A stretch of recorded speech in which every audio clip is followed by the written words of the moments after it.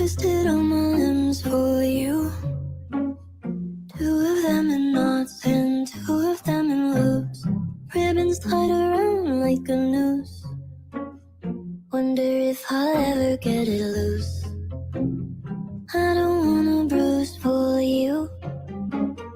Holding back my words until my face is blue. I don't really care about your crew. You can tell them what you wanna do.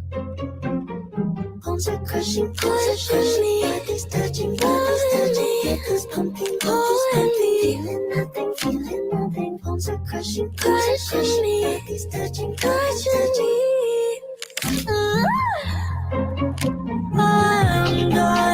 I'm done doing back bends are breaking. The snap is no fun, no fun. Push myself into a box while you hell out of gun. I'm done.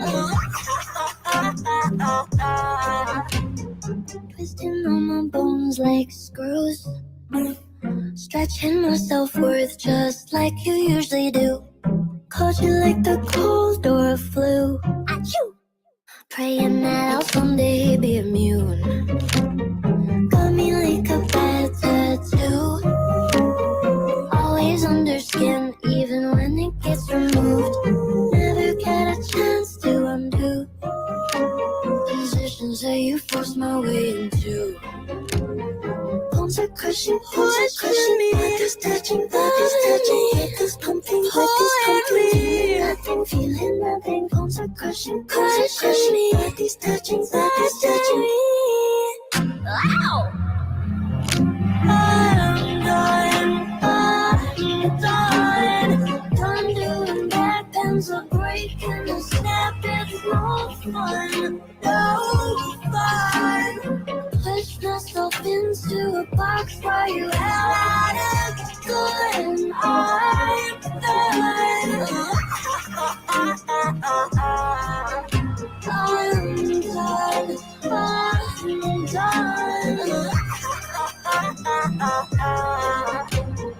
Bones are crushing me. Bodies touching me. It's pumping, feeling nothing.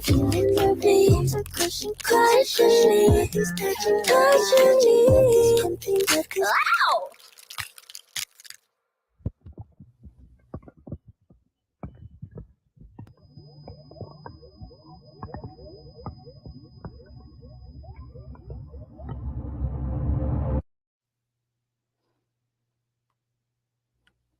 Hello, everybody. Good, technically morning.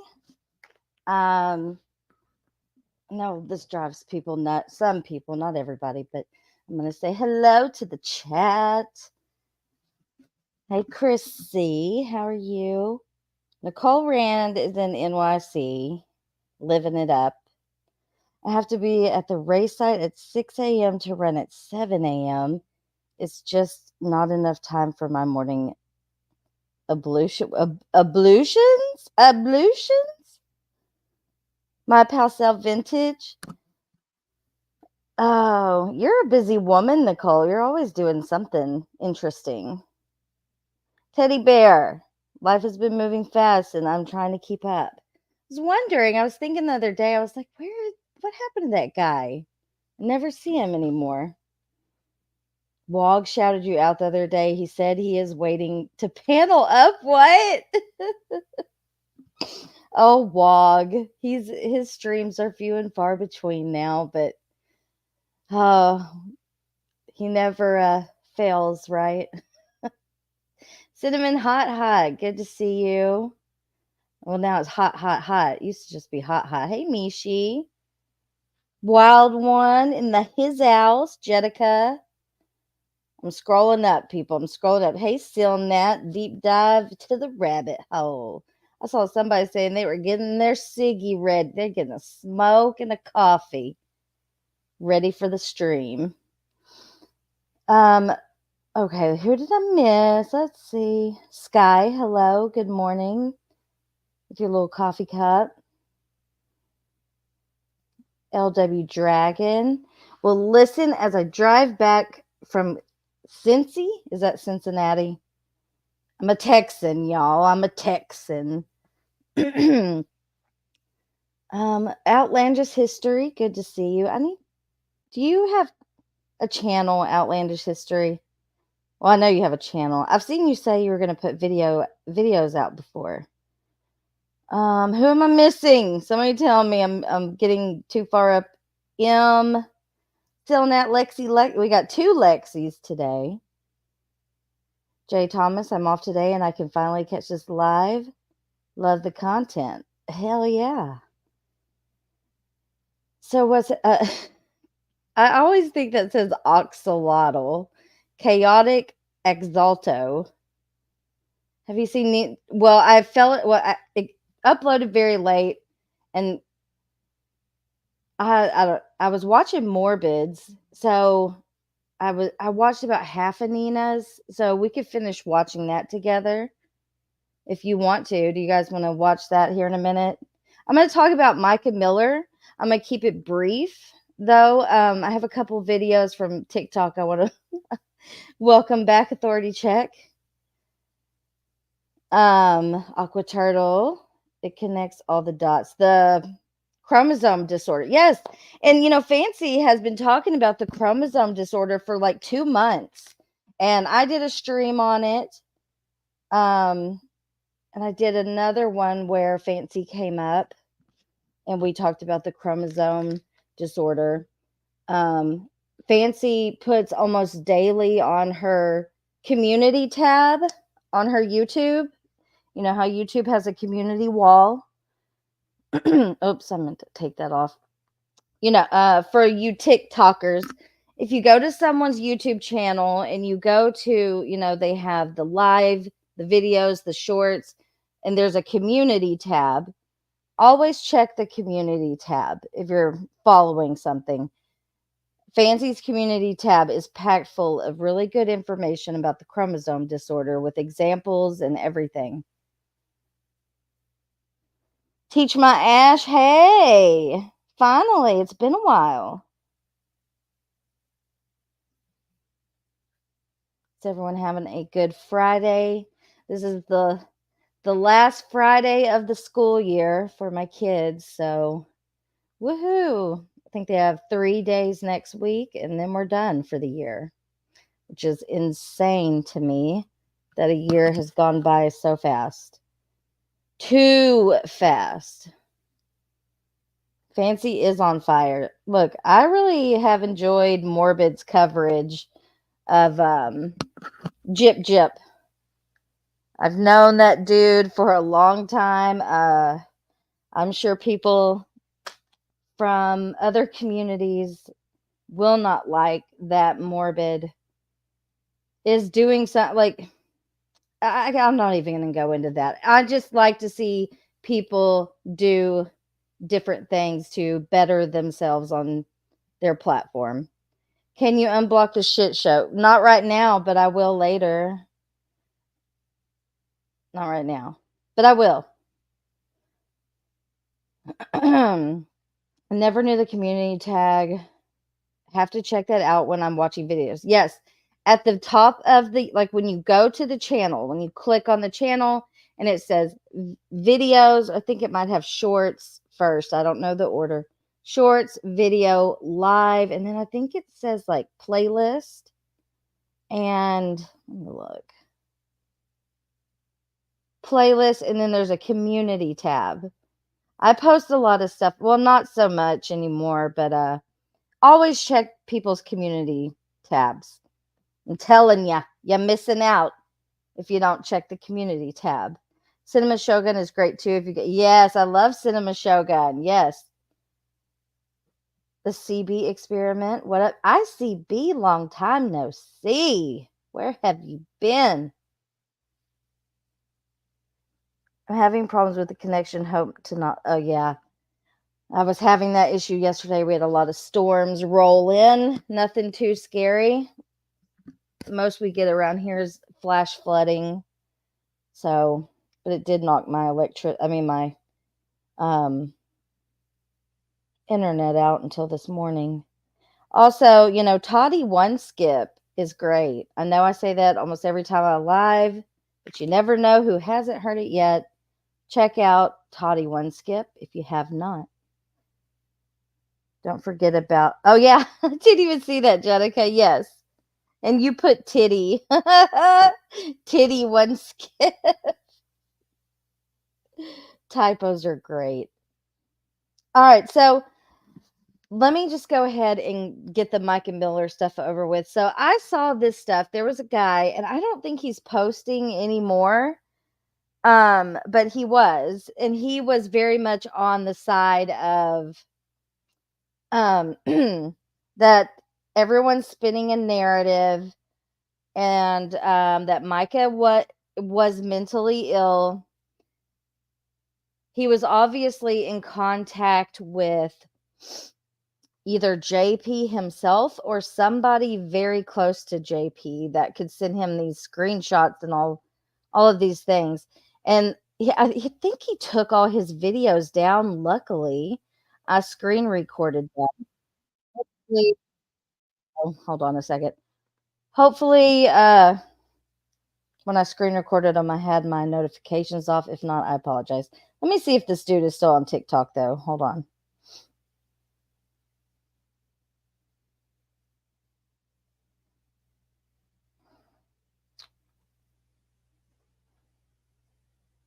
Let's see.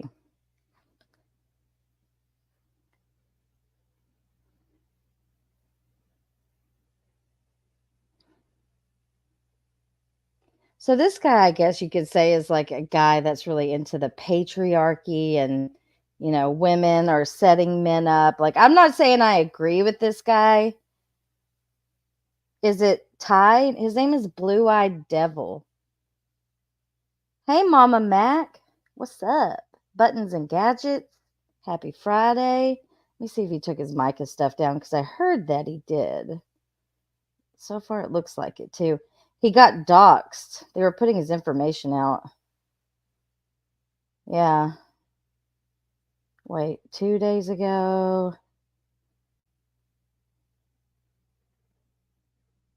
All right. I think he took them off. Yeah. He said he wasn't going to cover Micah Miller anymore because the stuff he was putting out there was sending a hate mob towards him, and they were doxing his family and threatening him, threatening his wife. So he was like, "Fuck this." But I just want to say again, I am not saying I agree with anything this guy is saying. I just want to show you guys what he's saying. I am just here to report the news.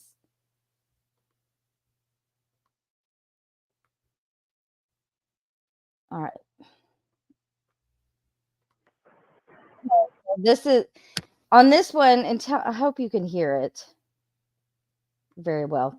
And I know some of this has been put out, blah, blah, blah, but this is his take on it. And he's calling it the spiral, talking about Micah's mental health.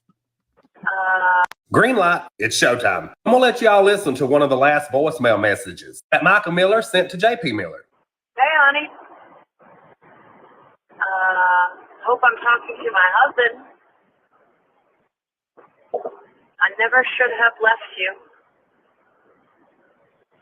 I never should have abandoned you when you were trying to work things out. I never should have put anybody else before you.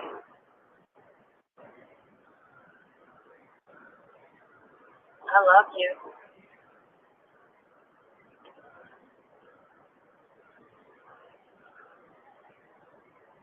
At this point, I don't even know who my husband is because I don't have a paper trail. I don't have a copy of. Okay, can you guys understand what she's saying? Because right there she says, I don't even know what my last name is, something along those lines. And that she, doesn't even have a paper trail, which if you're looking at it at the perspective of, this is a part of the abuse, is she doesn't have a paper trail because JP wouldn't allow her to have some sort of paper trail because JP also suffered with mental health issues. Yeah, domestic violence and abuse for sure. But here's my thing. I think Micah, like I have so much like respect for her, and I don't even know her, but like just her, she gives off this aura, like this. She just looks like peace and light. Does that make sense? Hey, sweet sativa. She had a beautiful voice. She was a very God-fearing woman. Beautiful on the inside and out. But I wonder though, if it was just a toxic, not that JP is a fucking piece of shit. There's no coming back from that.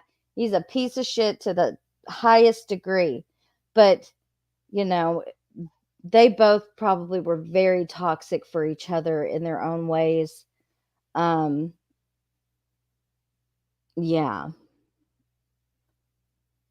If you're around a toxic person, you'll become toxic as well. Who knows? Years and years of abuse. There's no telling what went on behind closed doors. But anyhow, I'm going to continue to play this, and I want y'all to listen to his commentary. Again, I'm only reporting the news. Don't shoot the messenger. I'm not saying I agree with this guy. My marriage license and where it was filed and proof that I am married to who the world thinks I'm married to, who I think I'm married to. I don't even know anymore. I'm getting tax records from Micah Miller. I don't even know what my last name is. I know I'm Micah Acacia. I know I'm that. My parents gave me those two names. That's all. Okay, so there she says that she doesn't know what her last name is. She knows that she's Micah Acacia, which is her middle name. So, people can spin this like, is this her having some sort of mental issue and she doesn't even know her last name? Or is this something else? That part's confusing to me. Like she says she doesn't even know what her last name is. She should know what I don't know. I guess because she doesn't have a paper trail. It's just a very odd message. My original birth certificate still is today. But I don't know who I belong to under God and legally anymore because I don't have a paper trail. And that's important because if you get put on life support, if you are mentally unable or unfit to run the church, I need to know the paper trail. Who's in charge? We got a lot of assets, a lot of money to guard because it's not our money, it's God's money. And whose money was that? Before God, He put it in the pockets of people. And then those people gave it to us and entrusted us with God's money in God's house to do as God wishes. But I don't know who's steering the boat anymore, and that concerns me. I'd like a paper trail. I don't feel like that's too much to ask from the First Lady, or maybe the First Lady of Solid Rock, in case something happens to you. I love you. This isn't to harm you. I love you. Bye. If you've ever worked in healthcare with psych patients, I'd say you already know what this message entails. It don't take a doctor to figure out one of the last spirals before she ended up in the hospital. This message is from... Sorry, I had it on 2 times speed. I'll slow it down.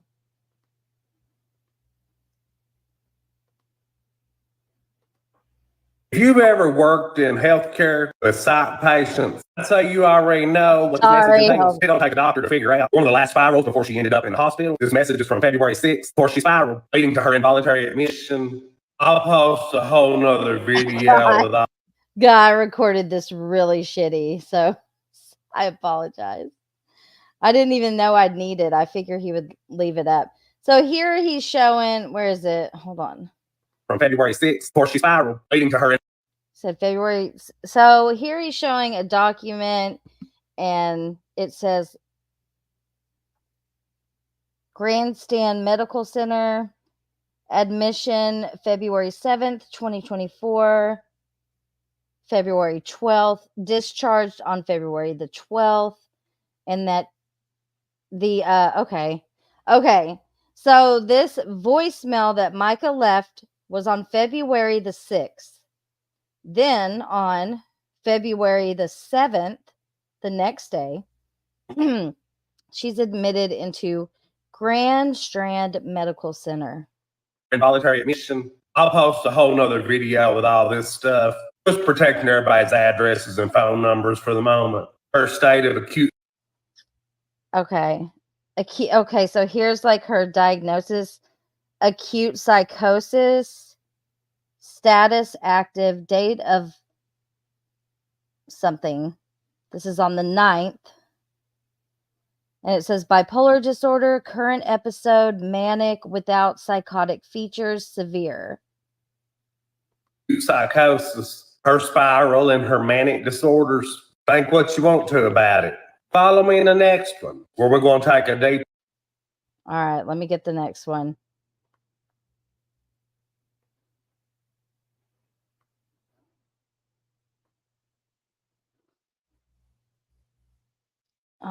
Okay, let's see. Which one do I want to do next? There's only 3, so let's see. All right, I'm going to do this one, which most people have seen by now, which is when Mike is outside of the door and then she kicks the door in. When she wasn't taking Hold her on. medication, influenced by those around her who claimed to support her and Hopefully I did it on normal speed. We'll see. her delusions. JP fight when she wasn't taking her medication, influenced by those around her who claimed to support her and her delusions. JP fighting a losing battle. You better clutch your pearls. Micah, stop. Calm down, Micah, stop. Stop. I don't have your purse. Stop. You don't have my purse? Nope. Stop, Micah. Please. Stop, Micah, stop. Stop. I don't have your purse. Micah had some kickboxer training. Combined with her mental health disorders, honey, she was a threat. Believe you me, if anybody was abused in this situation, you assuming it's always the man that's the abuser, maybe you might need to watch again.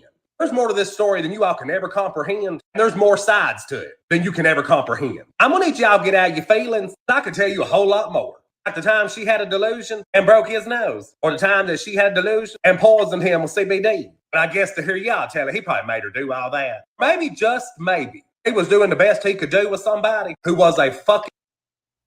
Oh, that's all I got recorded on that one. Have you guys seen the video of JP? Hey, Bunny Cha-Cha. Yes, it's a TikTok. Oh, accent. I don't know. I kind of thought he was gay, but turns out he's married. He's cute. But yeah, I don't know what's going on with the accent. Anyways, the video of JP where he's like laying in the grass, it's the fucking weirdest shit. He's just laying in the grass crying, and his neighbor's filming it. It's so odd.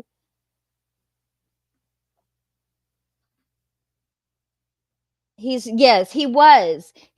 defending JP, but he has now taken all of these videos down because he started getting doxxed and his family was being threatened.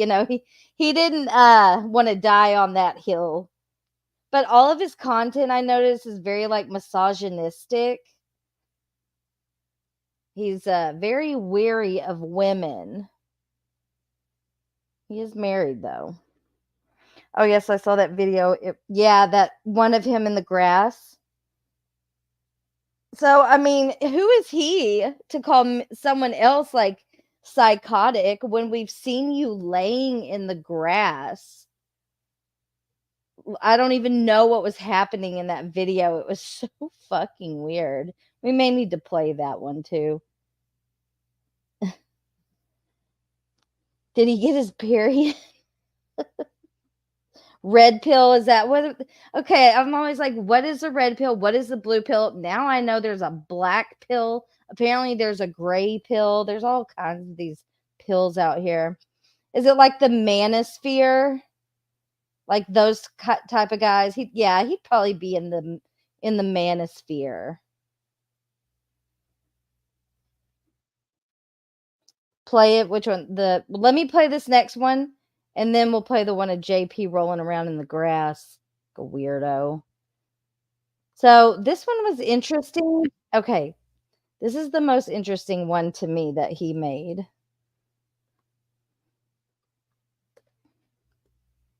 Yeah, okay. Or maybe logically, it was just the progression of the mental health spirals. Oh, God.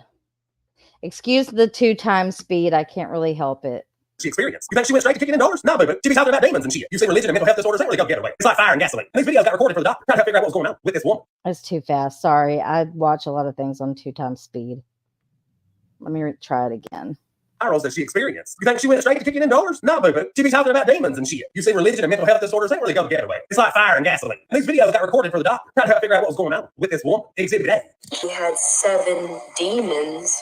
Okay. I'm sure I put this on normal speed. All right, listen to Micah here, okay? It's very odd. It's just like, I don't want to take away from anything. Like, I am all about the whole justice for Micah movement, but I do really, truly feel like she did take her own life. I really believe that. And it's kind of crazy to me that people don't believe that. It's awful, but when I watch those videos of her on Facebook, like, I just see someone that's had enough, but is still wanting to make right with God, and that's why she got baptized, like the timing of it. And I'm sorry, it's hard for me to believe that she was diagnosed and was taking lithium and, allegedly was diagnosed with like schizophrenia, and there are reasons that she had to go to the mental hospital. I mean, they don't just take you for no reason. Yeah, it is crazy to me that the family doesn't believe that's what happened. Like, now I'm hearing that allegedly at the crime scene, there was, like empty casings. Or what? I don't know. And then she wasn't really crying. She was heard screaming. I don't believe that. And people are trying to say that the 911 call was an AI. No, it's not. That's her. It's not fucking AI. Like, come on. Is this where we're at now? Everything's going to turn up being AI. This guy sounds like a great value. What is that? Nico Cardo? I'm sorry, I don't know what that says. Someone that constantly made you feel like you're crazy ends up making... Yeah, I believe that. All right, listen to her here. Fire and gasoline. These videos got recorded for the doctor, trying to figure out what was going on with this woman. Exhibit A. He's saying this video was recorded to give to her doctors. So that could be manipulated. Like, I don't know. That could be manipulated. She had 7 demons that were sent into the world to test us, lying, whatever. And then when Jesus came to earth and conquered it as the Lamb, it says he got the horns from the 7 spirits as a crown of victory. Okay. He took back the authority over lying tongues. Okay. Is that sound at all? I don't think it sounds. The Spirit of the Lord was sent to Saul, right? To test him. Okay.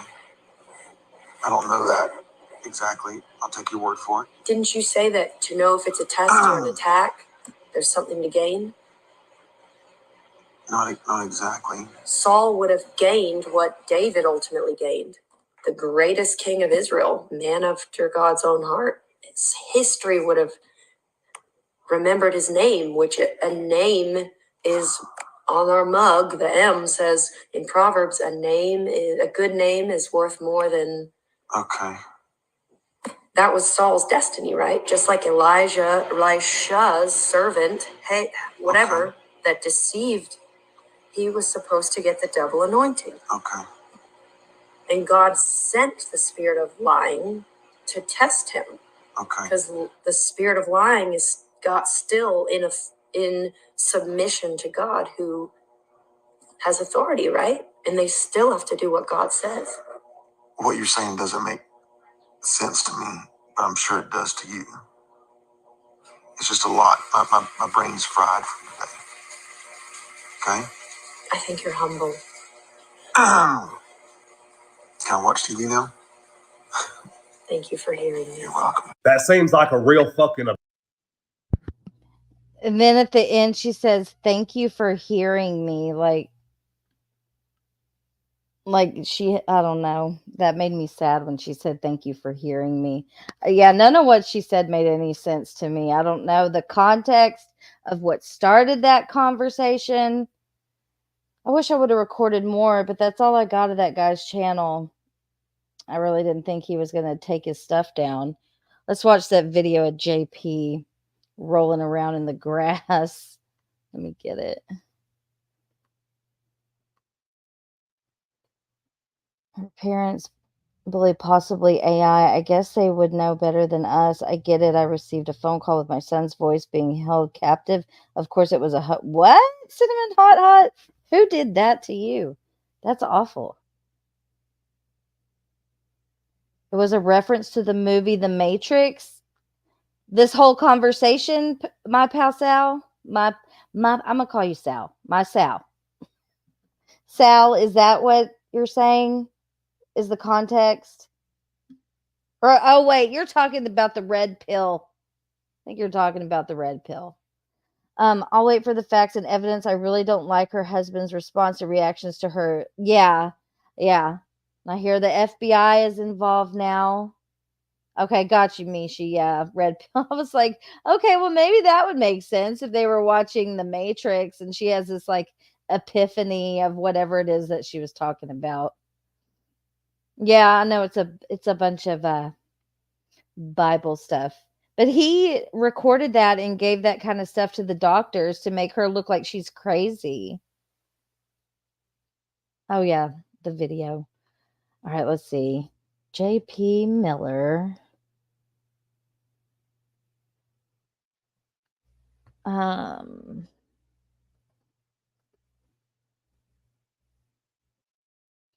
Oh, it's on Jonathan Lee Rich.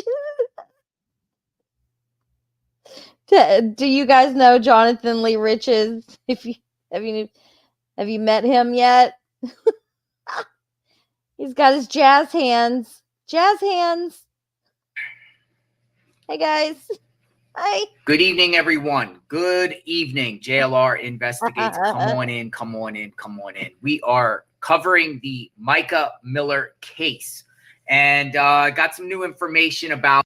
Okay, he's so goofy. All right, let's go to the video.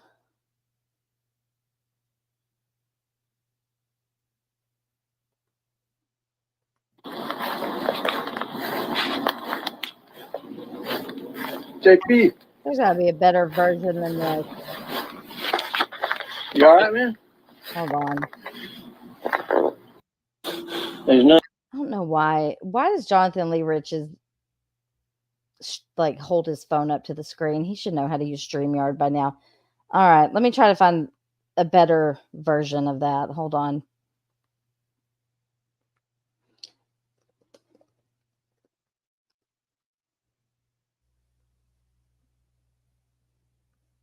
Okay. All right. Here we go.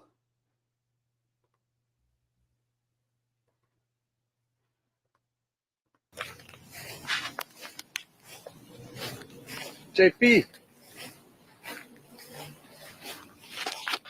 you all right, man? You okay? Huh?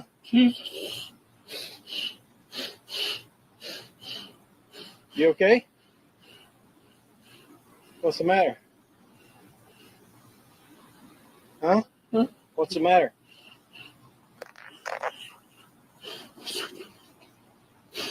Listening, wild one. Is somebody helping you? Oh, okay.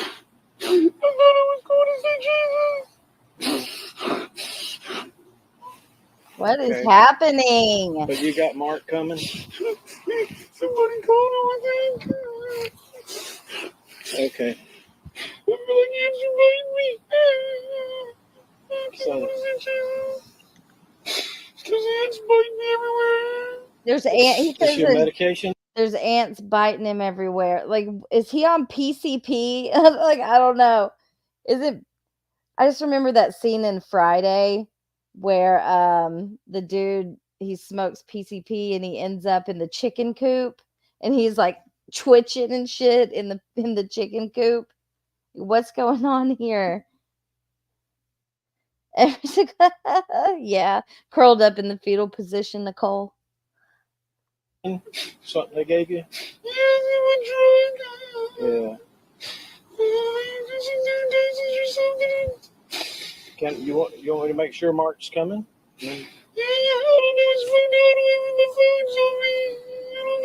But somebody's called him, right? Okay. All right.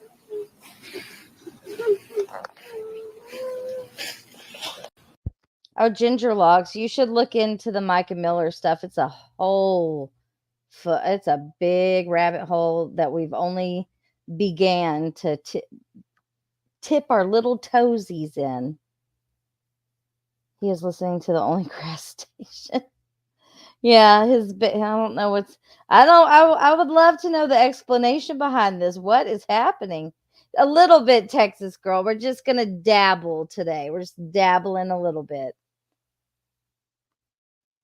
Texas girl really wants me to do the Micah stuff, but it's a lot. It's a lot. I have the means to do it. I just don't know. We'll have to see. Because I do feel like she took her own life. I do. So, and I do think JP should be responsible, at least for all of the abuse that he put her through. See, I didn't know that she was also married before JP. And she cheated on her husband with JP. So did he groom her? Well, I guess he did. Because she was also the babysitter. I do too, Bunny Cha Cha. It's so interesting.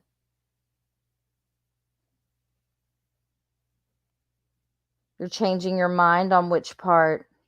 In that video, he's just acting. I don't know what the fuck he's doing. Like, why would you even want someone to see you and film you laying on the grass having a toddler meltdown? There's a story about her first marriage. J.O. arranged. Oh, JP. Yes, he was the preacher at the fucking wedding. Yes, I saw that. Justice is definitely needed. I fully support the justice for Micah. And, Micah's story has made a huge impact.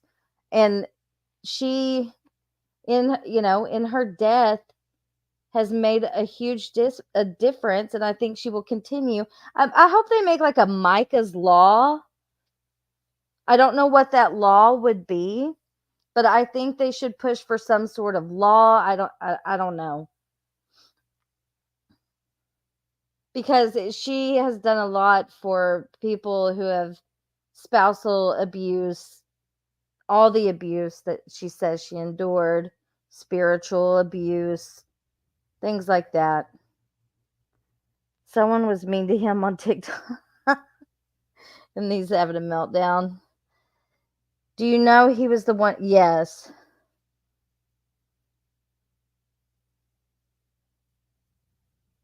Protect survivors, yeah. But yeah, I don't know. Hopefully there's someone out there with the mind that could put together some sort of Micah's Law. I don't know. They said that her first husband was JP's friend. See, that's weird on both of their parts. Just saying it is.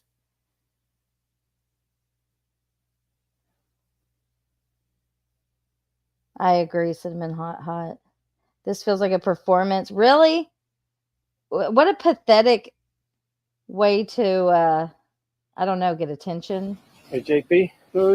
I think Mark is coming. Mm-hmm. I had him try to get in touch with me again to make sure. Is that okay? Huh?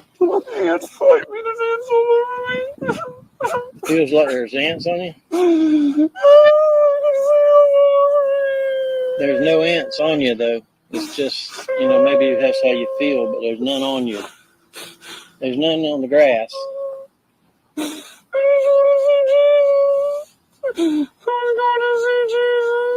What kind of medicine do they have you on?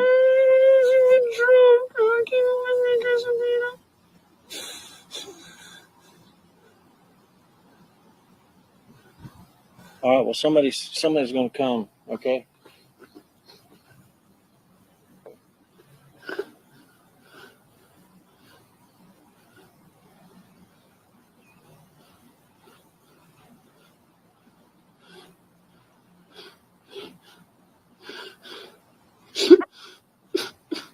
Do I need to call 911? Do I need to call the medics?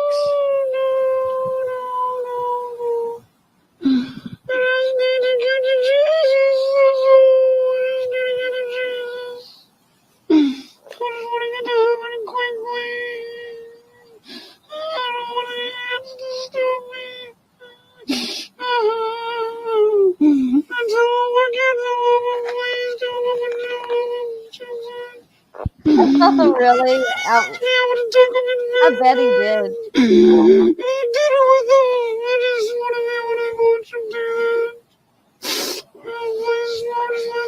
Oh, interesting. Hey, Lacey. Yeah, we got somebody coming. You want some water or anything? You want some water? Yeah, he said okay if you got a little bottle of water. Buddy Chalk Dog, you're on it. You do it. Speaking in tongues?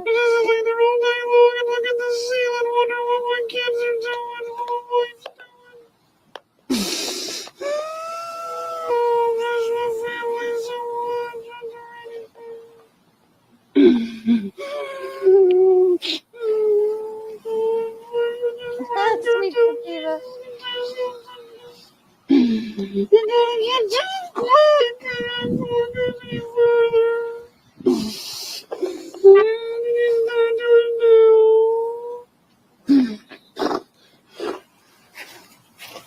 I don't know. He's laid out.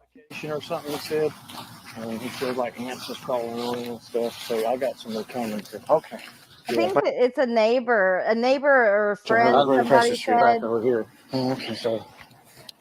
Well, let me know if I can do anything. Okay, I think he's. Okay. Here's some water, JP. You want some water?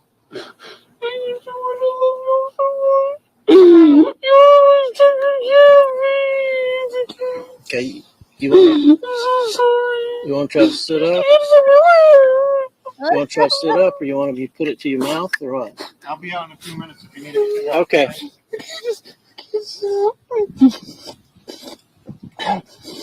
He's drinking the water. Oh my god. He's I don't know if you want more. He's pouring it in his mouth. Should have pulled it all over his head. I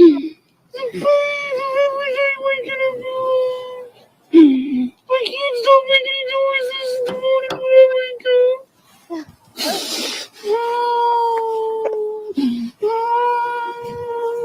Right? Is this like what do they call it? Hold on. What's it called? Like Flocka? He's on some bath salts. He's hitting up the bath salts.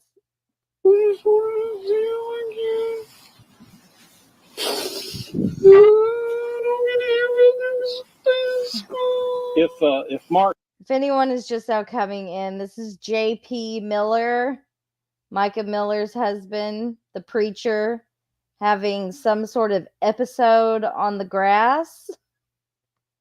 If Mark can't make it quick, you want me to get your mom over I here? don't want my mom anywhere in the church. They're crazy. Always tell everybody to get on medication, and this is what it does. He said something about this is when I get on medication, and then this is what it does. I hear that again. Hold on. Medication, and this is always tell everybody to get on medication, and this is what it does. They're crazy. Get on medication. Crazy. Always tell everybody to get on medication, and this is what it does. They're crazy. Everybody tells me to get on medication, and this is what it does. What? If I thought something was biting me on the ground, right? I like he hasn't moved. He's in the same position. He's like in the chalk outline position here. He hasn't moved. The guy had to force feed water down his throat. I don't know what is going on here or why it's going on. Sounds higher pitched than Chip. Yeah. Have y'all seen the sermon that he did at the funeral? Yeah, it is nuts. Hey, Fancy, how are you? How are you doing? It's good to see you up on the panel last night. You did a great job. Per usual. Must be paralyzing ants. I don't know what the fuck. I think he's on some bath salts. This is how I want my pet. Yeah. Did you guys see his, he did a memorial service at the church for Micah, and that's been released. I can't believe he let people film that. I would have said no filming.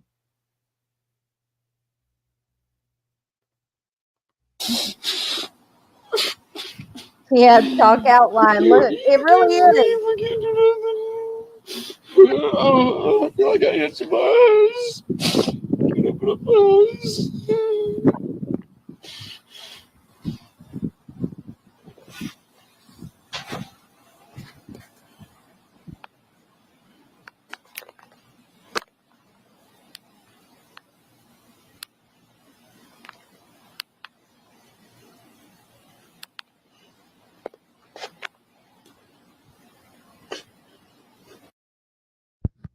There you have it.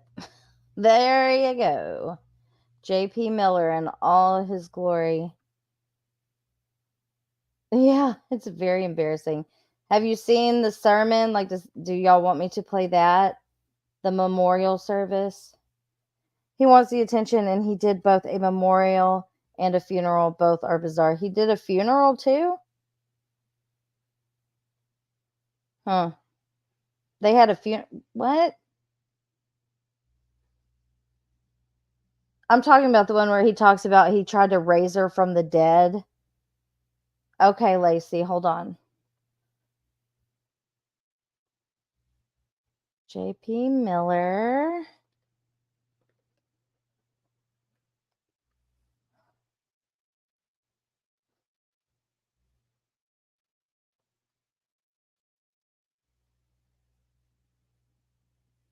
I don't want anyone to copyright strike me.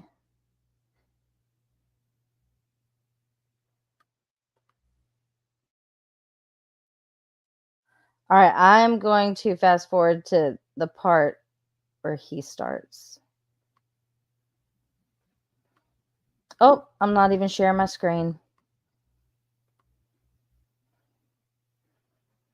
The video released by the Pakistan. Now, see, I have not even gone down that spider web. I know the gist of all of that and the abusing children. Like, oh my god, it is bad stuff. But no, I haven't seen that Are you talking about his dad? Isn't it his dad? Yeah, raise her from the dead. He said that. All right, I'm going to play this, and I will be back in just 1 minute.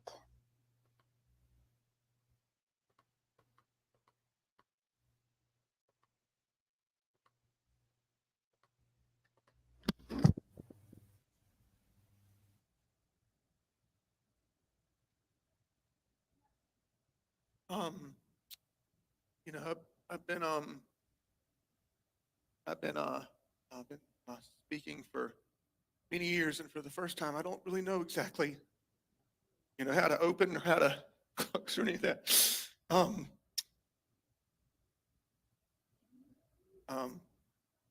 I'm just, you know, everyone knew how beautiful she was on the outside, you know, but only I think a spouse knows how beautiful that person is on the inside.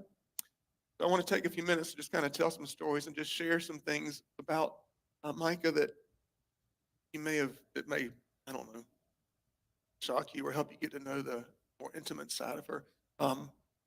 She was beautiful on the outside.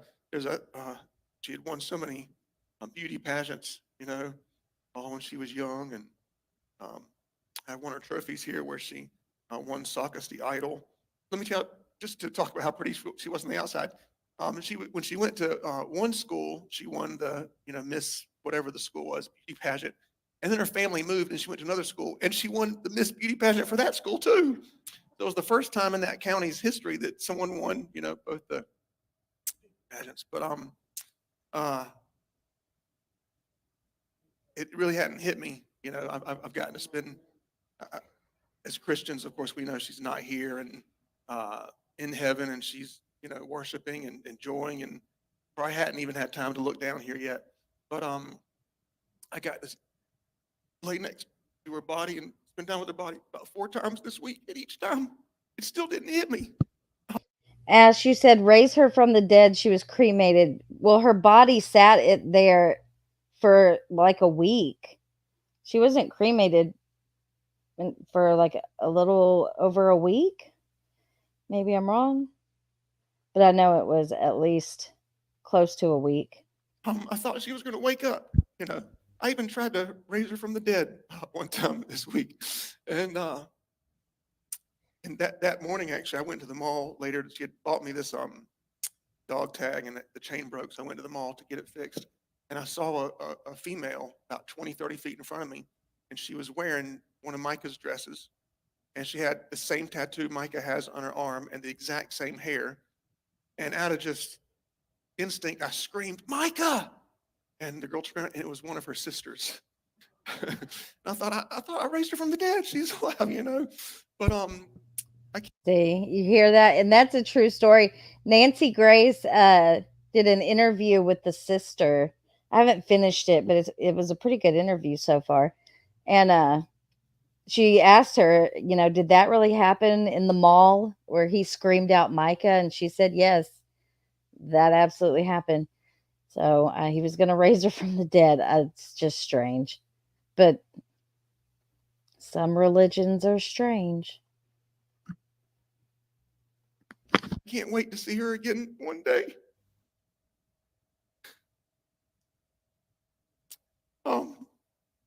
I'm good. So I have pictures, and I want to just tell you some stuff about her. When we fell in love, and we started dating, and it was time to get engaged, she loved public displays of affection. Like, she loved that. She always wanted me to, hug her in public and stuff like that. And I'm more of a private person. But I thought, okay, we're going to get engaged. I'm going to make it, I'm going to make it everything she wanted. So I set up a church baptism out on the beach so that everybody in church could be there, for us to get engaged and be a part of that. And then I had this plane that was going to fly by and have "Will you marry me?" Micah, there, and she's going to love that. And so everybody's kind of waiting. The baptism's over, and we're out there playing volleyball. And all of a sudden, the plane comes by, and I take Micah and I turn her around and I face her toward the ocean, face her toward the plane, and everybody's clapping and cheering. And she leaned back. She said, "Why is everybody cheering?" I said, the plane. And she said, "Oh, I don't have my contacts in." I was like, "Oh my gosh, I'm playing this whole thing." I got a picture of that, I think, yeah, there.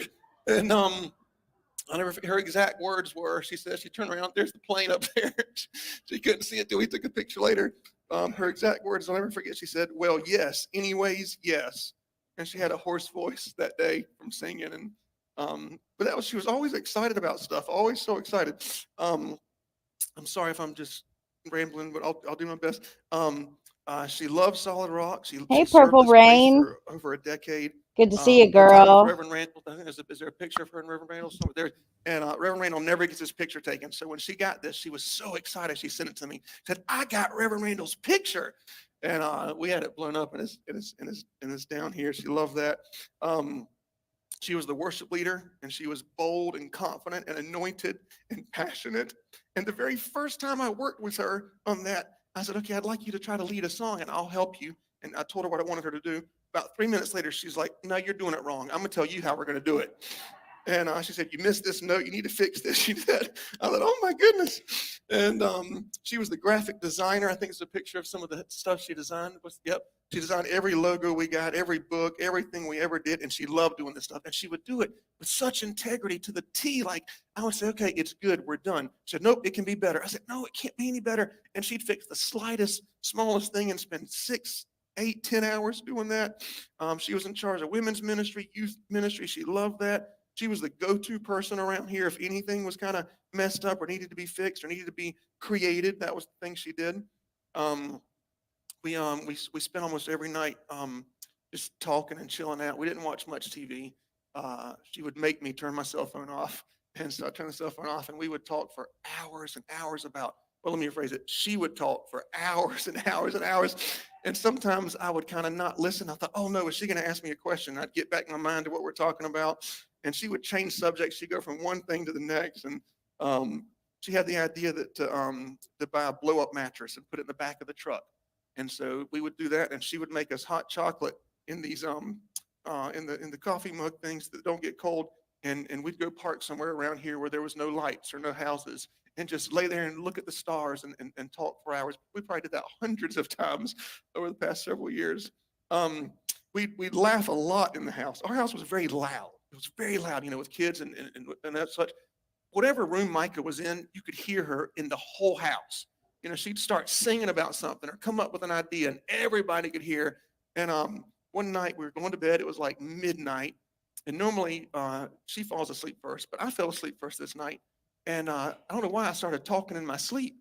And the sentence I was saying as I was talking in my sleep, I said, "Why are you talking in your sleep, stupid?" And I did that. And then I woke up, and she said, "Did you just say, 'Why are you talking in your sleep'?" In your sleep? I said, "I think I did." And she laughed so loud. We talked about that one thing for the next 3 hours till 3 a.m. We were stayed up just talking about it. There was a time where for several months I got into those Pitch Perfect movies, the ones where the girls sing a cappella, and I thought Micah loved it. So we watched them like almost every night. We were watching a different Pitch Perfect. Then we rewatched them, and it shocked me. But after 15 times of watching the movies, one night she said, "I don't like any of these movies." And I said, "Baby, you don't?" I said, "Why didn't you tell me?" She said, "I knew you liked it, and I didn't want to, spoil the thing." I said, "You could have told me we'd watch something you wanted," but that meant a lot to me. What's the next? Oh yeah, there's designs. What's the next picture? Okay, so she loved to travel. I can't stand to travel, but she loved it. So we go wherever she wanted, and we went on a mission trip to Jamaica. It was like a 10-day mission trip, and we were in the jungles of Jamaica, and we're helping these other pastors and leaders. And there's churches that don't have ceilings and churches that are out in the woods. And it was so hot, like 110 degrees. We're sweating in everything we do. And after about 5 days, I said, "Honey, maybe we can just go home early. And, I know this is horrible. I'm so sorry that you came to me with this. I'm so sorry." She said, "Are you kidding?" She said, "I love this. This is great." I thought, "Oh, my Lord." And she loved all the mission stuff, places where you had to use the bathroom in the woods or places where there was no air conditioning at all. She loved that kind of thing until towards the end of the trip on Jamaica, one of the pastor's wives pulled a mango out of a tree, and she had never had a mango before, and handed it to her, and she bit it. And here's what happened just a few minutes later after that. She's so up on the mission trip. Let's see, what's the next picture? Puerto Rico. So she loved Puerto Rico. She'd ride horse. She loved adventurous stuff. Like it was always something really adventurous. Riding a horse, what's the next one? Riding a four-wheeler out in the woods, what's the next one? Doing some kind of thing with the rope she wanted to do. And all these things scared me. All these things I would tell her, like, I don't think this is safe, honey. Like, I'm a lot older than you. I don't know if I should be doing this. What's the next picture? She wanted to do the candlelight thing out by the ocean. She loved that. She loved nature. Loved nature. So we went to Mexico. So my boys, the ones that were in college, they said, Dad, we're going to Cancun on spring break, with all of our college friends. I said, okay, have fun. Micah said, we should go. I said, I don't know if we should do college Cancun with all the college kids, but we did. And we were on a bus with all these college kids and going to do different things. And I'll tell you a great story about Mexico. One night, her and I, we were riding on a moped, just looking at everything around. And there was this hole in the wall, like looking nasty restaurant. And it said on there, tonight, karaoke. And I said, let's just check that place out. And we went in. Man, it was packed. I mean, Mexicans everywhere. You look, not a single white person, not a single black person, and none of them spoke English. We couldn't even order the food because everyone was Spanish. And they were up there singing karaoke, all Mexican songs. And I said, honey, go see if there's a song in English that you could sing. She said, I'm not doing that. I said, no, you'd be great. So I went up there and I signed her name. And I put that song Sunday morning. And next thing I know, in this place, I mean, it is packed. People are standing up. There's no seats. And they said in broken English, Micah Miller, Sunday morning or something like that. And so she gets up there, and as soon as she starts singing, the whole place just stops and does this. And I thought, oh, no, she was right. They're not going to like her. As soon as they get to the chorus of Sunday morning, everyone in the restaurant stood up with their beers and started singing in broken English with her, the chorus of Sunday morning. When she got done, they all screamed, trying to tell her to stay up there. So she sang another song. Then they wanted to stay there, she sang another song. She sang 5 songs in a row in English, and every one of them sang the songs with her. And that was a great memory. She loved that. What do we got after that? Disney, she loved traveling anywhere. And I said, put me in a wheelchair because I can't walk another foot. And she loved it. What's the next one up there? So any picture you see, it was her idea to take the picture. I'm not a picture guy. And if I'm in the picture, she would tell me how to stand, how to smile. If it wasn't good, she'd delete it and say, we're redoing it. This is so long. He goes on and on and on. I've spoken at several funerals and we've had fun during the service, but this is disgusting. Yeah. I don't know how people could do funerals all the time. Takes a special person. Not him. I'm talking about you. This is weird. It's all about him, though. He is pretty evil. Asking for a friend. Did he? Yeah, probably because I've already listened to this, so I'm starting to zone out. Oh, Band-Aid. Yeah. I have a lot of family that have done that as well. It's not easy. That's for damn sure. He does love to hear himself talk, but I don't. How much more is left? He probably is manic. You're right. I don't know. Very strange to me. I wonder what the people were thinking that were watching this. Haven't some of them spoke out? Definitely a narcissist.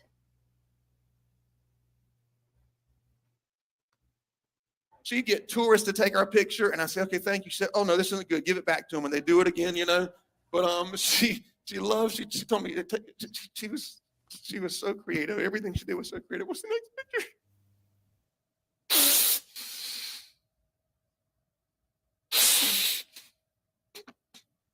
What's the next picture? She'd stop. We'd be on the way to like a show or something. She'd say, stop, I got to get a picture. I said, we're going to be late. She said, I don't care. What's the next picture? Next picture. So one of the things she did for me is I'm a comic guy, right? So this is things she did that was just out of the givingness of her. She dressed up like Mystique, the last one. So the next picture, she loved this picture. She thought that was the funniest picture in the world. And when her and I take it back to the other one, I want to see it. When we go places like this, everybody asked to have a picture with her. Everywhere we went, they asked to have a picture with her. Okay, next one's a Spider Girl picture. She did that. And I'll show that. Okay, keep going.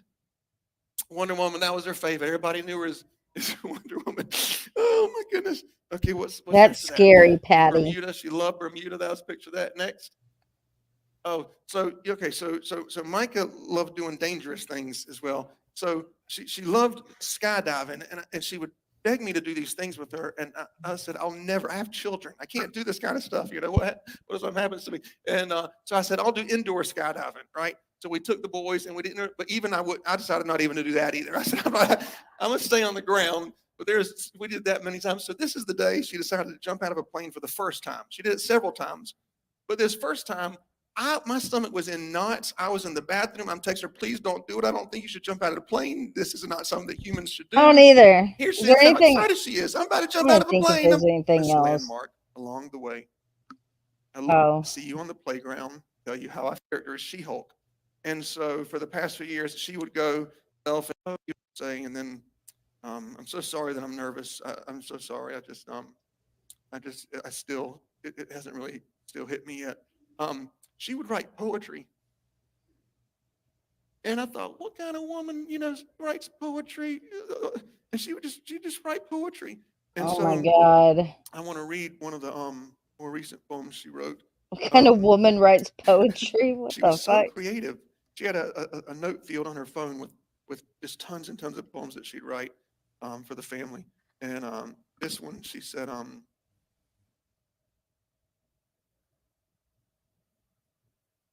this one was actually a birthday present she gave. She said, it's a movie in my head, but I wish it were real.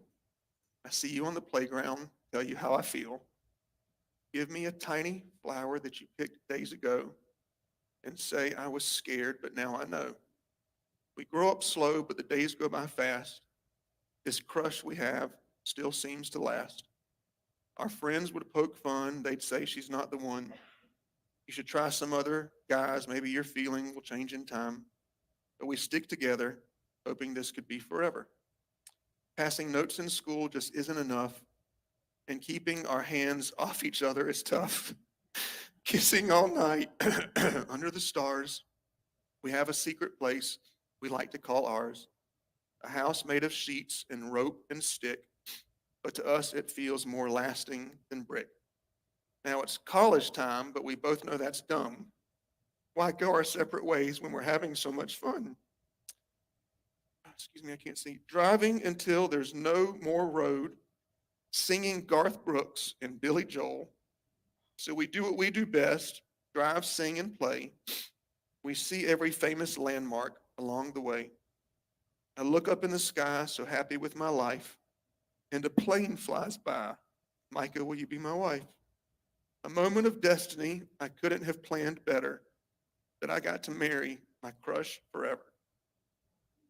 And that's nothing. She was so creative. It was just always just coming out of her.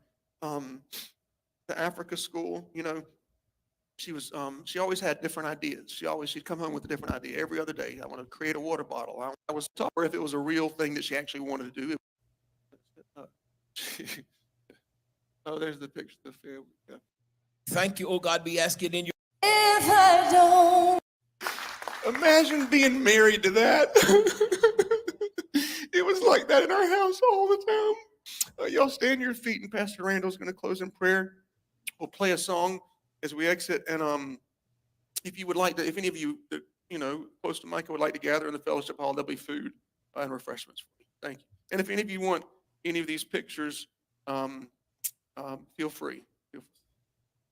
Let's pray. Father God, in the name of Jesus. Oh. This is why I can't really talk about this guy very much. He just irks the shit out of me.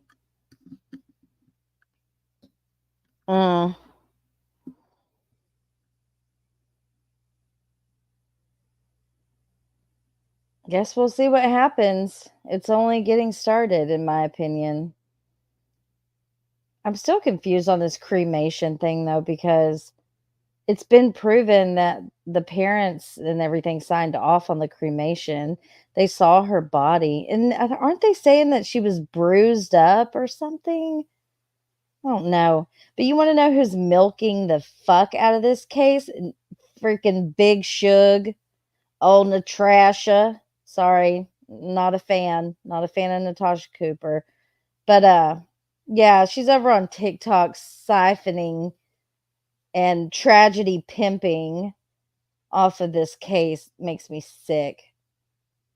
Makes me fucking sick. Yeah, me too, Sal. I saw a video of that guy laying out on someone's lawn. Yeah, I just played it. I played it. You must be just now coming in. I already played that one. The dad said Micah had some bruising and scratches on her arms. Yeah, but like she also fell when she shot her, Pew pew. I don't know. Like I don't think there's any disputing what happened with that. That's where I'm a little conflicted also. I think it's pretty obvious that she went out in the woods and took her life in a very beautiful place, I might add. Let me show you guys. Hold on. It's on Chronicles of Olivia. I wonder if it's on her TikTok. Let's see.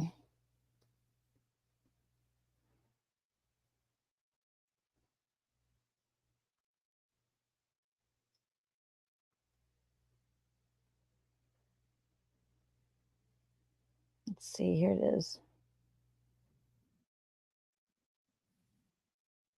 Took her own life. It was a very sad and solemn sight to see. Micah drove an hour and a half north of Myrtle Beach to Lumber River State Park. I encountered a man who said that he crossed paths with Micah and briefly spoke with her just right before she took her life. He said that if he had known that she had a weapon on her, he would have done anything in his power to stop her. He said that she was very beautiful and smiled at him and waved and said hi. He said that at first she went to the river where there were a lot more people.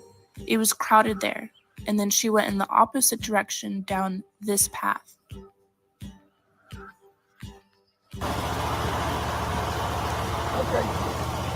And then he said that she went about a mile in, and he took my mom and I and showed us where. The local man also tells me that this boat is what was used to recover her body. He also tells me that one of his buddies was fishing, and he had heard someone crying, and then a big pop sound. One might ask, why did she take her own life? Well, upon further digging into her past, a dark history of abuse from her husband unfolds. Just yesterday, there was a report that Micah had been groomed by her husband at the age of 10. Just weeks before her death, her tires had been slashed. She also reported that she was being followed and watched. The morning after she passed, her husband did an entire sermon, and at the very end made an announcement that she had passed. He told people to leave and not talk about it, and he also talked about how Micah had a mental illness and that she took her own life. 3 days later, his alleged mistress also talked about Micah's mental illness. Many of us thought this was disparaging and distasteful.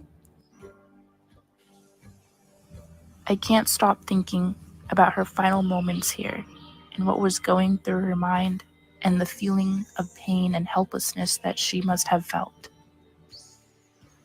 On April 27th, she made a 911 call so that her location could be tracked and her family would be able to find her. I'm about to kill myself, and I just want my family to know where to find me.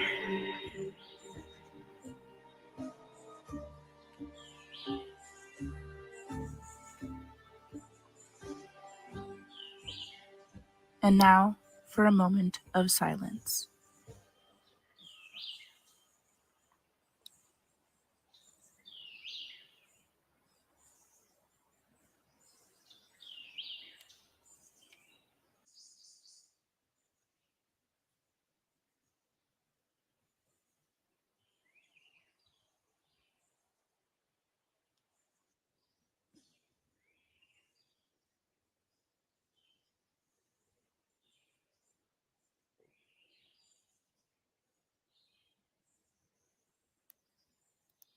Chronicles of Olivia.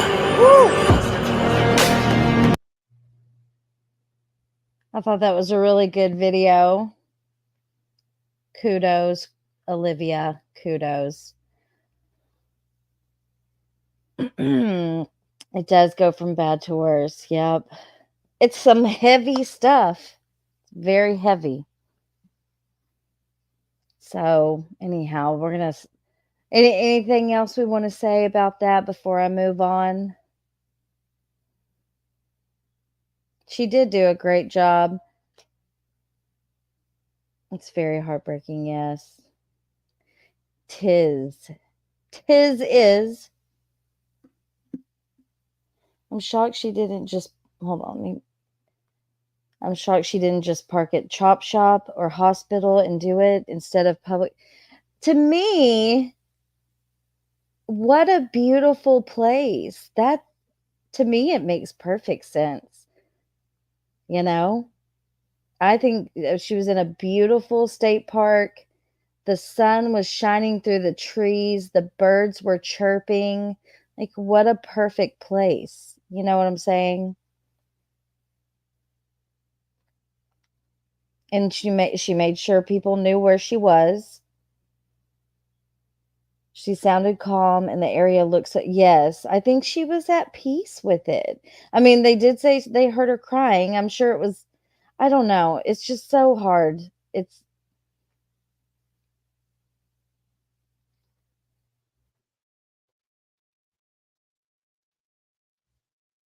Yes, be careful who you marry. That's for fucking sure. She sounded calm. Oh, yeah, I already read that. Yeah. What did you say, ICB? I'm sure we would all have different opinion if he didn't have a girlfriend and her ex was found dead. Have a different opinion if he didn't have a girlfriend and her ex was found dead. What? Ex was found dead.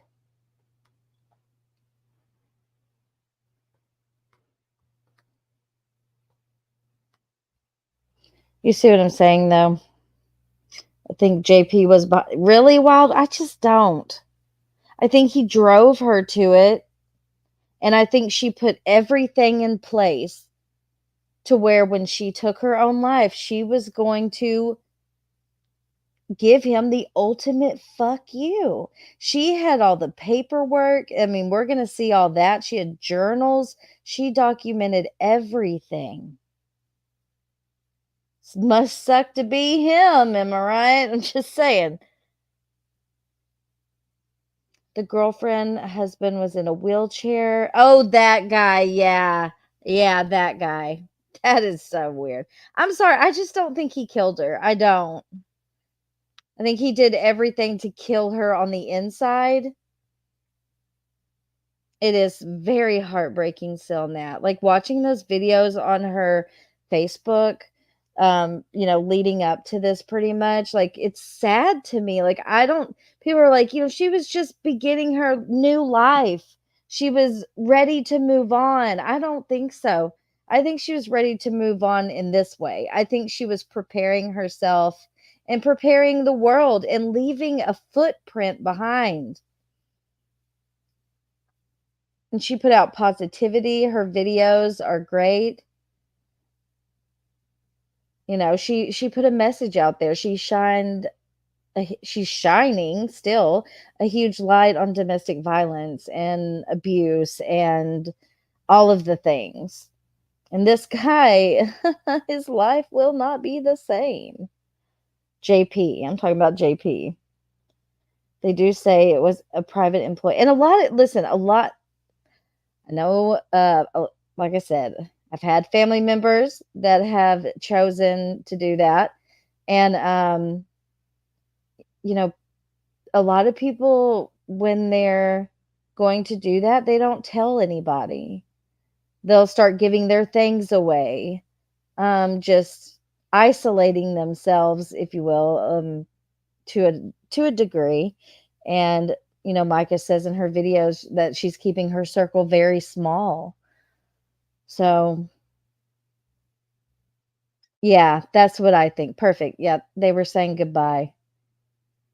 The girlfriend or husband was a paraplegic. Yeah, that was weird. So weird. Just happened to fall in. All right, we're going to switch it up now. We're going to go to old Gyp.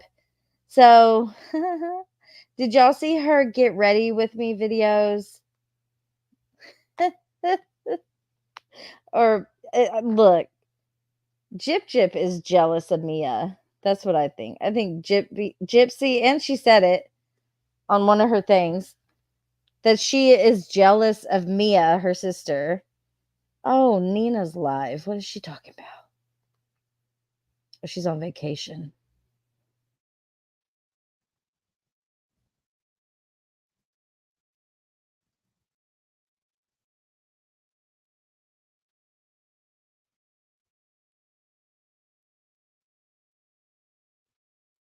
That because I don't think she knows what that means.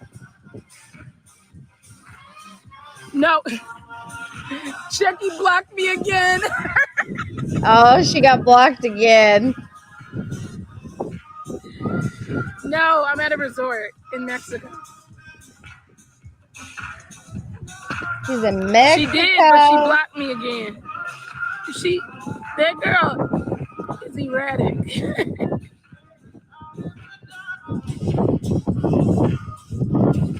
Thank you. Okay. I don't Anytime know. you block somebody, unblock them, block them again, block them. Like you're weird. That gets weird. Thank you. Yes, and it's tomorrow. My birthday's tomorrow. Gracias. Happy early birthday to Nina. Okay, I want to see. God, I hate TikTok on the freaking computer. All right, let's see. Let me check her page. This is where I go to see if there's any updates. Okay, so last night Nina put out a video on the chromosome disorder, the deletion. And you know, Gypsy watches Nina's every move, so I can only imagine how. Like, I bet there was steam coming out of Gyp's ears yesterday. You know she's pissed. And then you got old Brie. I don't want to say my nickname for her because people will get offended. But old Brie over there, like she has me blocked, so I have to go on another account to see her stuff. But I saw she was like posting. She needs to take a nap. That girl needs to go to bed. I'll just put it that way. But she is triggered, which tells me Gyp probably triggered too. Who Brie? What does she say? We'll go take a look because I can't log into my main account on here. All right, let's see what happened today. Yeah, the tea is hot, but I'm at the airport, so I don't have the mug. But I want y'all to check this out. Oh yeah, I already know about that. So Gypsy posted this on her Instagram. It says the best revenge is none. Heal, move on, and don't become like those who hurt you. Did you hear that? Do I need to say it again? The best revenge is none. Heal, move on, and don't become like those who hurt you. Oh my God. The self-awareness. This is just lacking. There's none there. It is dried up and gone. I don't know if it ever was there. No self-awareness. None. I mean, you plan to murder Gypsy. Isn't that revenge? What do you call planning a murder? Plotting, planning.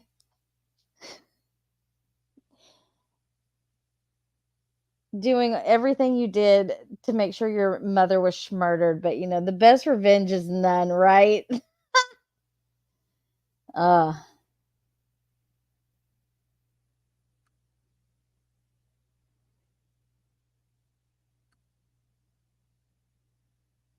Mm-mm. What? Nuh-uh. What did you say? On her Instagram? Don't make me go look. What did you say? Is she replied?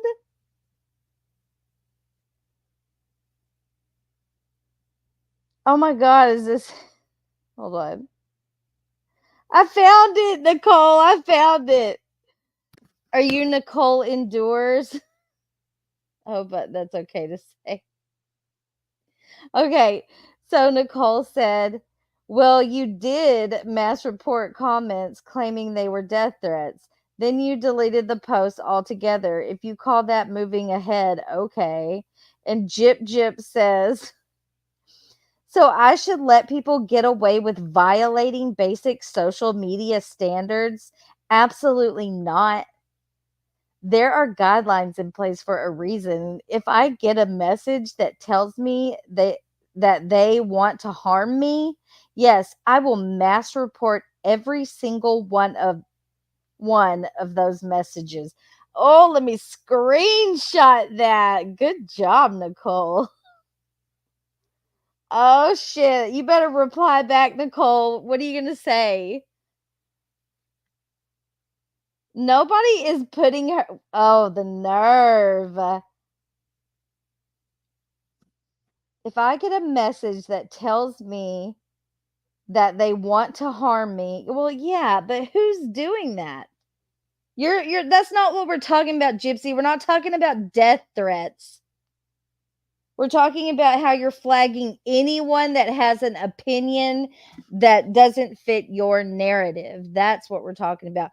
Tell her that, Nicole. We're not talking about her death threats. Nobody should be getting death threats. But she's reporting anyone's page, even if it's just content about Nick. She was flagging that. Apple Charlotte, Rosie Posey. Parole guidelines, right? What the fuck? Maybe we should report that. I'm joking. Don't do it. Maybe that's up to your own discretion. I can't believe that. You better respond back to her, Nicole. She shut the comments off? That's bullshit. Oh, damn. She is so...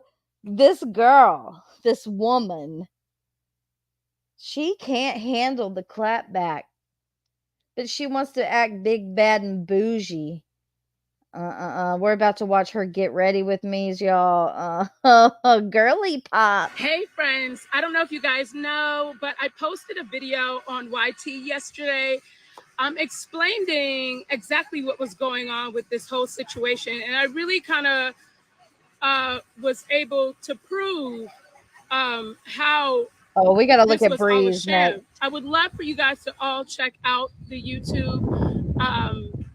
And you guys can drop down below what it is. I don't really want to say it on here because for some reason they blocked those videos. But you guys go check it out. Everybody, repost this, stitch this, all of that, because everybody needs to see that YouTube video. It is very imperative.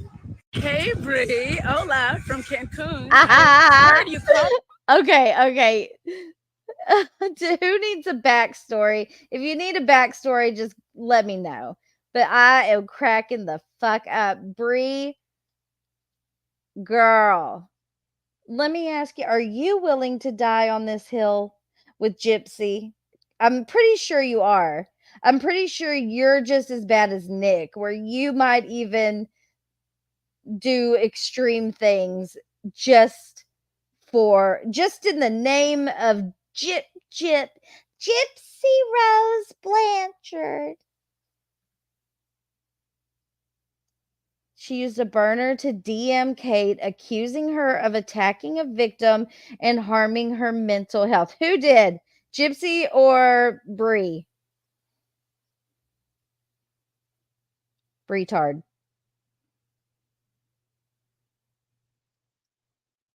Yes, please hit that like button. Please, please, please. It helps put the video in the algorithm. And Lord knows I need that. Oh, Brie is the obsessed. Oh, she's so obsessed. She wants to snuggle her. And I don't care what Brie says. It's affecting her mental health. It is. I don't think Brie is as tough as she thinks she is. The internet is not a pretty place. It's not. Especially when you're going to come out here and start defending Gypsy Rose Blanchard like an idiot and a fool. Got to be prepared for the back and forth.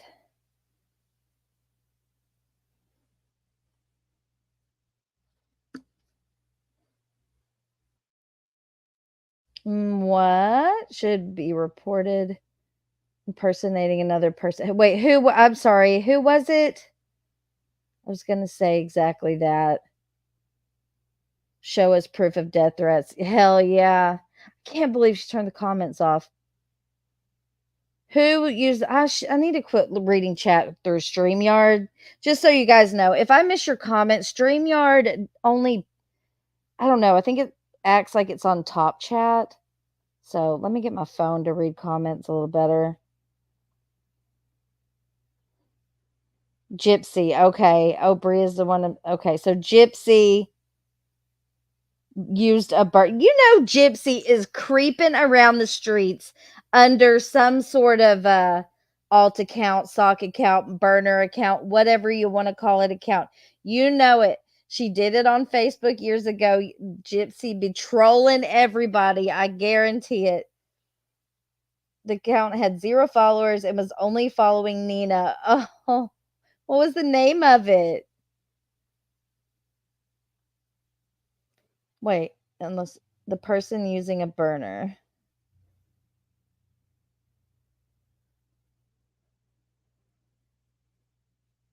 Should be reported for impersonation. Interesting. Wow. Yeah, you know she's got a fake account. Pull up her last video comparing Gyp to Down syndrome. I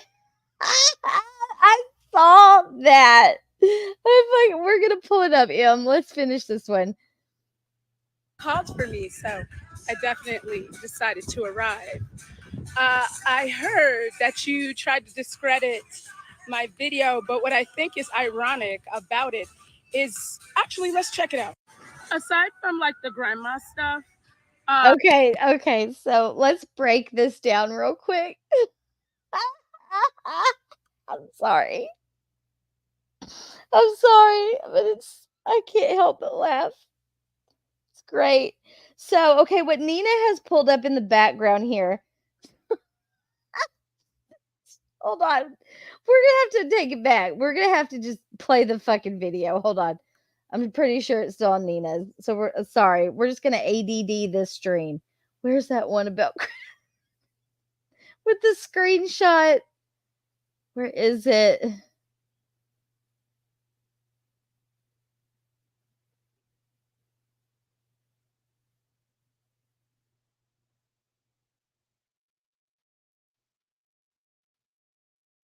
Where is that video? Hold on, guys.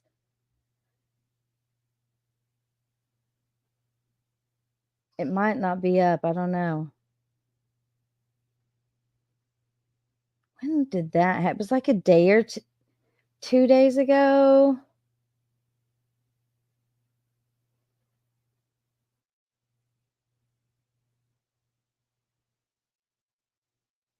Maybe I didn't go far enough down.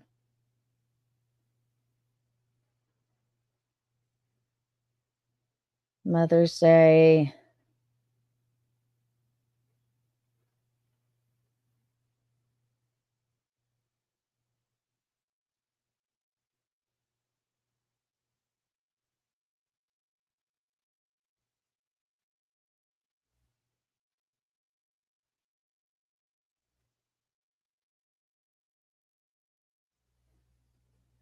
I don't think it's on here anymore.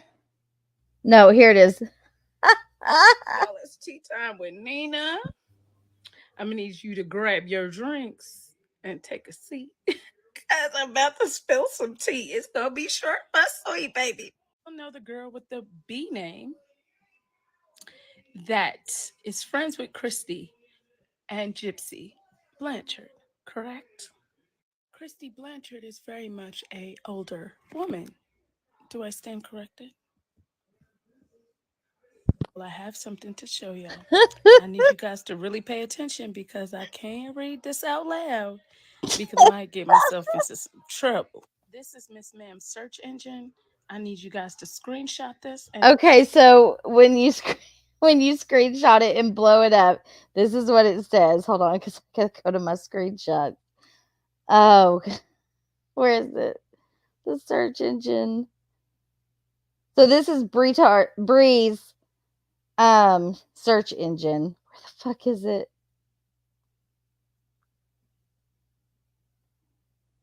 I was dying.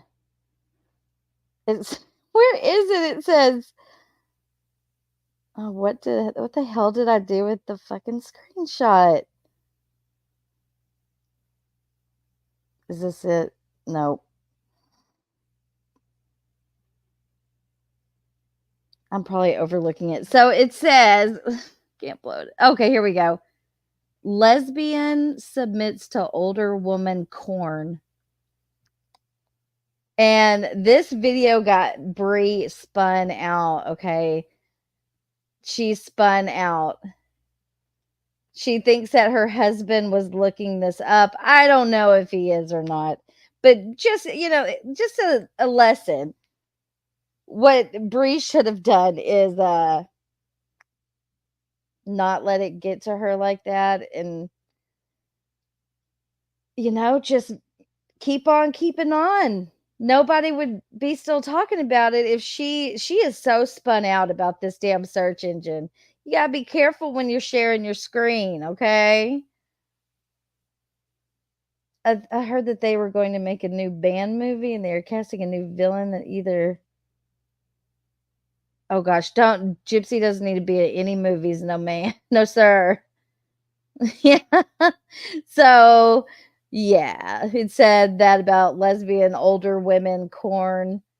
Bria's loving her some crusty pants. Ew.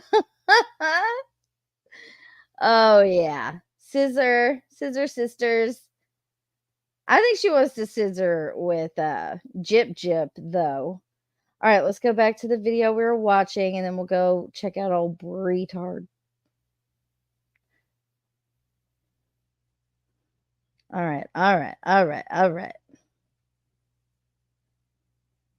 Yeah, the tea is.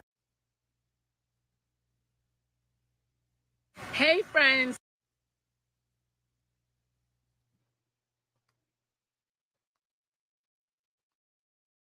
Oh.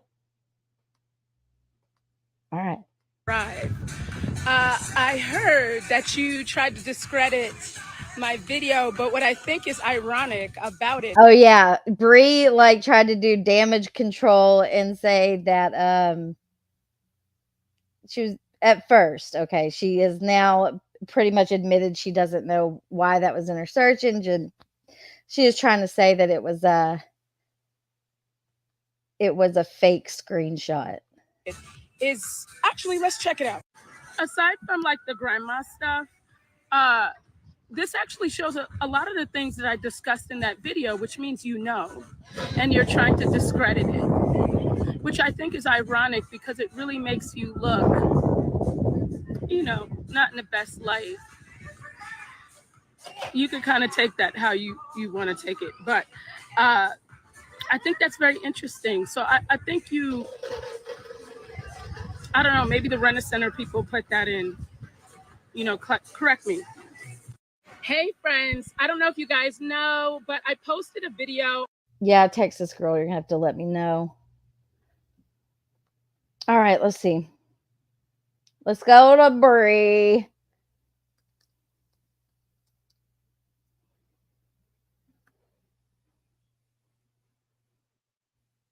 Is this her? She changed her thing? No. Where is she?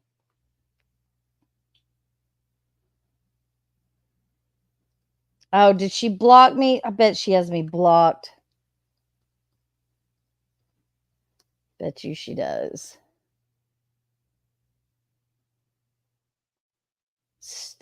Like the other night, I went into I didn't even type anything. I just went in there and I was already blocked. Let me see if I can log into a different account. Or maybe I can just log out. Let's see.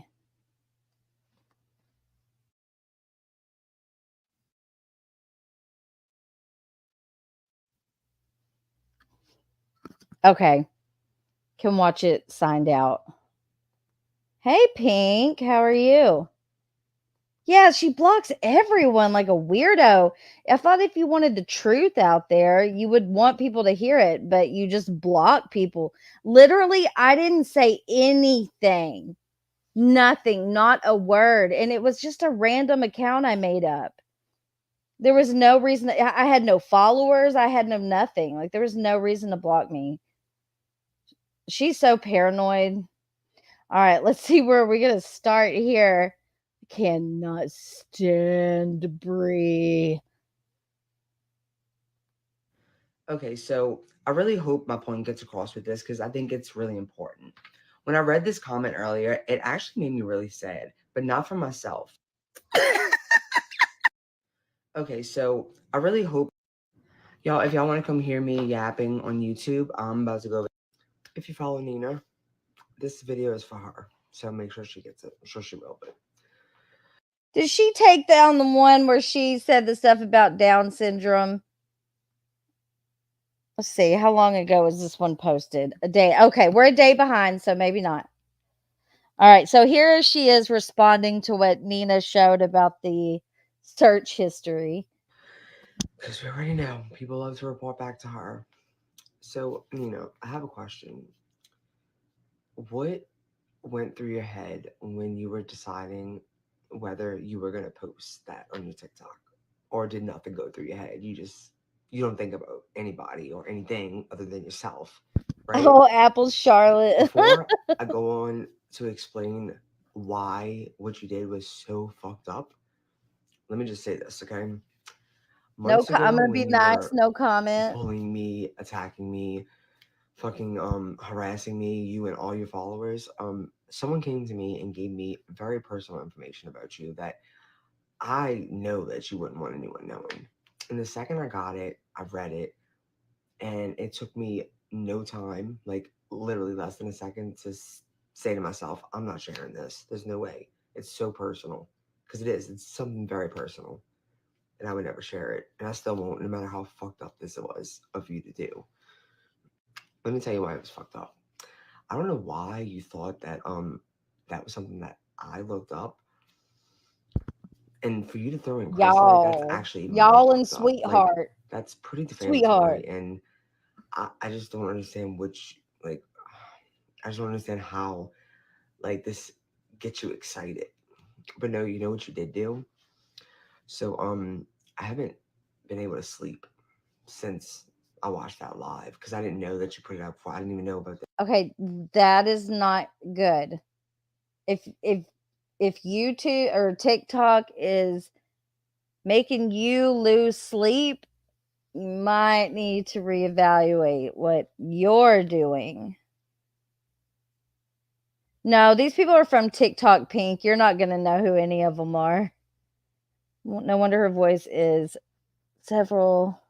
Oh, y'all are so bad. Y'all are so bad. But that's okay. Because all I can't stop thinking about is, okay, so, because I can't find it in anybody's history on my computer. I can't find it under my history, my husband's, or the guy who owned the computer before us, which has all his shit on there still. Like, I can't even put it to default settings because I don't know his fucking password. They thought they cleared everything off. I got it from Rent a Center. Obviously, they didn't. But, and he's got some nasty ass shit on there. But then again, I've never seen searches of his because his searches do come to the computer because his Google is connected still and I cannot fucking get it off. Don't get me started on killer whales. I don't know if you know this or not, but I am I am the leading expert in killer whales over here on my channel. But yeah, look, fucking orca whales are genius smart. Like they're on an intelligence level that we don't even understand. So I have to ask myself, why are they taking boats down? Like there's got to be a reason. Maybe because they're stealing their food supply. What pod was it? Did they say what pod it was? Oh, I do too. Band-Aid of memories. I need to do a stream again. I did one on Don Brancho, but I don't know. I need to redo it. Yes, they are. And they should not be held in captivity. Makes me sick. Don't get me started on orcas, y'all. Go down a whole rambling rant. We'll talk about that another day. But I love orcas. I know a lot about them. I know a lot about the captive industry and how disgusting it is. Nina! Is that really Nina? Well, how you doing, girl? I'm jealous. I want to be in Mexico. The abuse she suffered for years. Who? Center. Left. Yes. So she got Rent-A-Center. Apparently, there's corn. It makes no sense. I don't know why she can't find it in her search history because all you really do is go to Google. I don't know. But I Poor don't remember thing. ever coming Poor thing is across so anything twisted up. crazy, unless it just gets They're deleted talking about fast. yes. But then again, who knows? So that's what This is a pattern with Brie. Okay, I can't remember how I came across her, but it was a long time ago. And this is what she does is she picks fights and then cries victim later. Look, if she wants to be up here defending Gypsy Rose Blanchard, she's gonna have to expect that she is gonna get some shit for it. And she does. She talks a lot of shit and then deletes it. She deletes everything that she does on YouTube, especially. But guess what, Brie? People are going to record your lives from here on out because if you stand on what you say during your lives, then you wouldn't take them down. That's my opinion. And the stuff Gypsy's saying in the chat, like it's disgusting. But she also did this with Fancy, where she tried to say Fancy was bullying her. It was so stupid. That's right.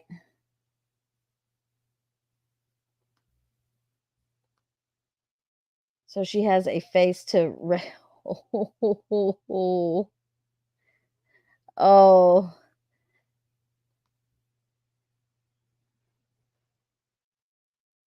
Right, exactly, Mama Mac. Alma! I miss you, Alma. I find that it's best not to defend oneself because it speaks louder than when defending oneself. True friends will know the real you. That's very true.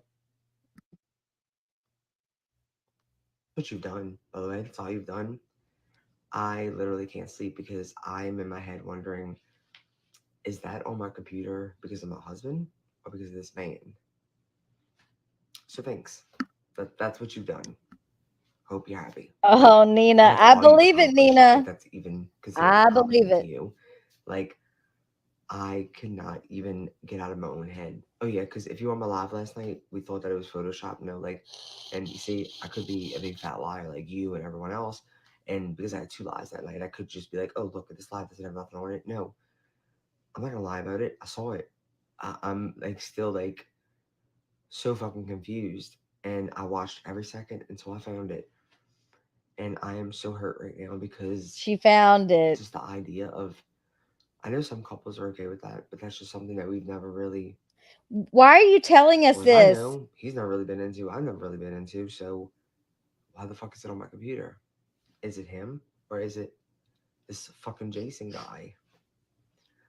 Yeah, that's all you did. Just made me not be able to fucking sleep because like, I don't know if my husband that I've been married to this year makes 10 years is watching shit like that when I'm not around. Like, That's what you did, Nina. Like, congratulations. Thanks. Thanks for sharing with the world, because while I'm sitting here trying to figure out where that came from, the whole world's just gonna get to laugh at it. And that is the least of my concerns, but No, it's that's not. what you did. That's what you did. So thanks. I'm still not gonna put out your personal shit because I'm not like that, but thanks. Cause yeah, I would have rather just not know about this at all, because it's not on there anymore. So I would have never known if you didn't share it on TikTok. It would have been out of mind, out of sight. But yeah. Rule 1, don't do that. Like, just don't do this. She should have just kept it moving. That's my opinion. Okay, this video is for Brie. Can I? Have you ever met someone with Down syndrome? In case you weren't aware, that's actually Okay, so this is her replying. So Nina put out a video, and if I have time, I'll play it. I should have time because I haven't got to finish the video, but I know all about the chromosomal disorder. So I can't wait to watch it because I'm glad the word is getting out there about the chromosome disorder. It is super important when it comes to the case. Is she going to talk about? Yes. Okay. So Gypsy has a micro chromosome disorder, deletion, whatever, of like 1q1.2, blah, blah, blah, blah. And I showed you guys this in another stream. But if you look up the micro deletion and you look up, hold on, we'll watch it in a minute. But when you have this, okay, Gypsy has this chromosome disorder. She has said it. Yeah, it has nothing to do with Down syndrome. It's nothing like Down syndrome. Yeah, a chromosome deletion thing is completely different. Like, I could go into the whole microcephaly thing, and it's nothing like it's nothing like Down syndrome. Not the same thing. Oh, why does it say Zaddy? Who wants to explain that? Because people call Brie, they say she looks like a man, so she calls herself Zaddy. I don't know. She's comparing it to Down syndrome. All right, let me go back. Have you ever met someone with Down syndrome? In case you weren't aware, that's actually caused by a chromosome disorder. So when you say ignorant things like this to excuse Gypsy's abuse, it's basically equivalent to you saying that a parent with a child who has Down syndrome could force that child to sit in a wheelchair all day and it would be okay. That wouldn't be abusive. And that's just one example. But hey, stay ignorant. Have you ever met someone with Down syndrome? I don't even know what Welcome to say. to the Blanchard family payroll. All right, well, stupid, don't care. It is to excuse that. Okay, so she's replying to a comment, and the comment says it's not to excuse the abuse. It means this person typoed behavior from Munchausen syndrome. God, whoever wrote that needs to fix their comment. Sarah smiles. Or smile. What is it? Karen smiles. It's not to excuses the abuse. It meander behavior from Munchausen syndrome. Only you could decipher what that even fucking says. Can somebody tell me what that even says? It's not to excuse the abuse. Let me guess. It means behavior from I don't know what this person's even saying. Why is she responding to it?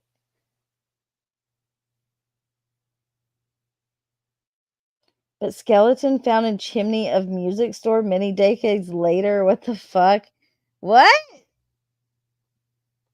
The abuse. I know that you got this information from April Johns, Fancy Maselli, and that's the way that she's putting it out. First of all, it's nobody's business that Gypsy has a chromosome disorder. But if you must know about it, since everybody seems to think that they should know all of our business, that chromosome disorder, it's a very rare one. And Gypsy, Gypsy was very lucky that she literally has almost no effects from it, almost zero. And what fans Almost. She's saying she has almost zero. That she's so stupid. And Brie like puts Gypsy. She puts their business out here every time she opens her mouth. They probably do it to her on purpose though, because she's so stupid. She's always running her mouth. What did Alma say? Stop it. Fancy's trying to say is that like it explains everything. It explains all the It surgeries. does. It doesn't. It literally Yes, it doesn't. And here's the does. thing. If Fancy would do a little bit more research, there are blog posts of Gypsy's mom mentioning a chromosome. Why don't you do some research instead of looking up lesbian porn after it says Dee Dee, Gypsy, Dan Glidewell? Like your entire search history was concerning, not just the corn.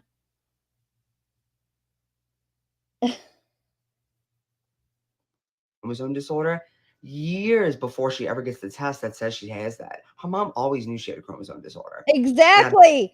Exactly. That's what we're saying, bitch. Been saying that, and I was able to prove it by finding that blog post. Her What mom blog post? always knew. She used that. I'm gonna make a video about it, but basically she used that as a blueprint for Gypsy's entire medical history. Yeah. Yeah, because it is a blueprint and it explains everything that happened. She didn't have a bunch of unnecessary medical procedures or surgeries.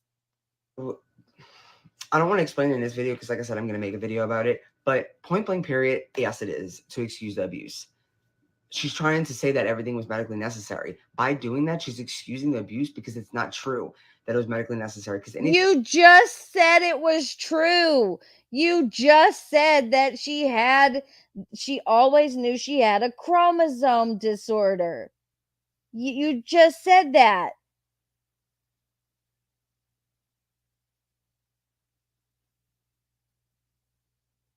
Right.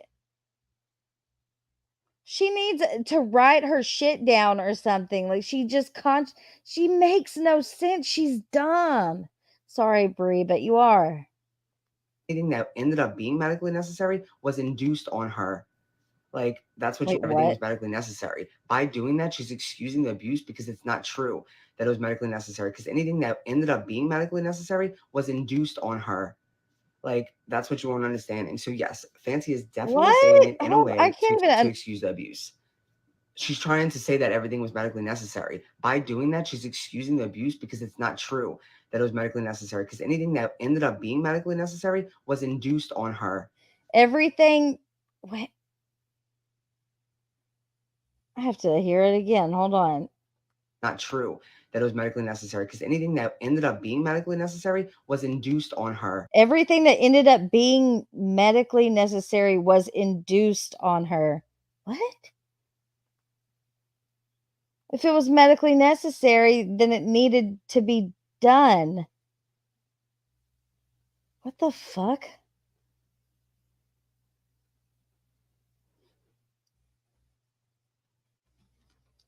Oh my god, y'all are killing me. No, she doesn't know words. She doesn't know words. No. Yes.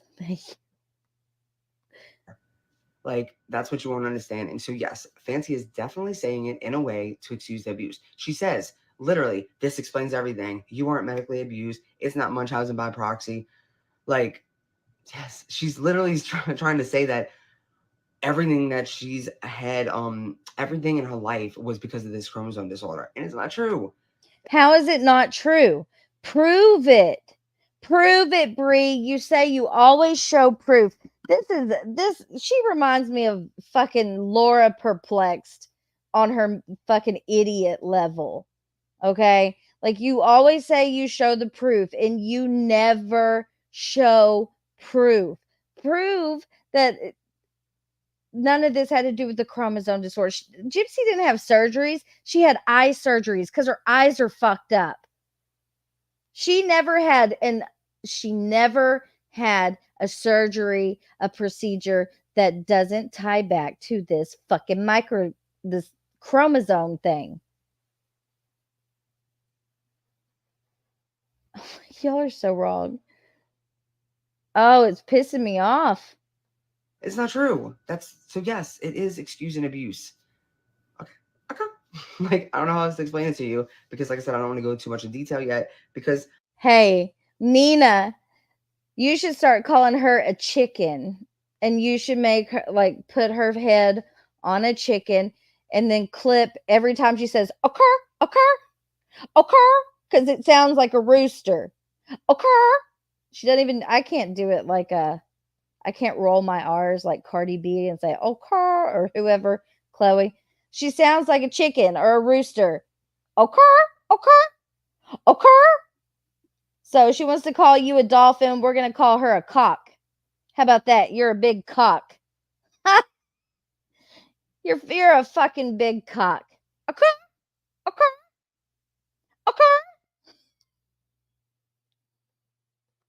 I'm going to get people together that know what they're talking about to talk about this because Fancy is not reliable and neither is Colleen. She's done compromised her integrity one too many times for me to listen to a damn thing she says. Okay.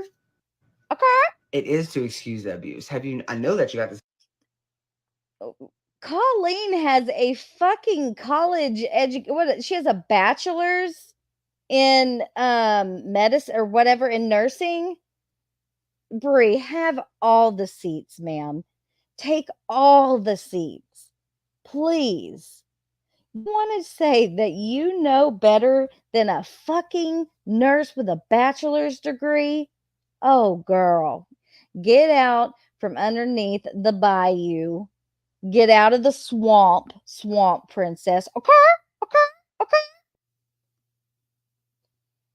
I would have just commented back to this, but I had to make a video. Okay, so this comment that she's responding to says, and point, it's the same person. God, they can't type. God bless it. And point to, she wasn't forced to stay in the wheelchair all day, only when people were looking. Okay, so that's what she's responding to, that she didn't have to stay in the wheelchair all day when people weren't looking, which is true. Okay. Because so many people say this, and it's so crazy because, like, did y'all live there? Did y'all live in that house with Gypsy to know what she was forced or not forced to do? Or y'all just listening to people Margaritas who also think they live there? Like, how do you know how often she was allowed out of that chair? Did she tell you? No, I promise she didn't tell you that because you wouldn't believe her anyway, right? So here's the thing. It doesn't take Gypsy telling me that she always had to be on the chair for me to believe that. You can look at the crime scene photos. There's markings on the door that you could tell is from a wheelchair. You can tell. It's so obvious it's from.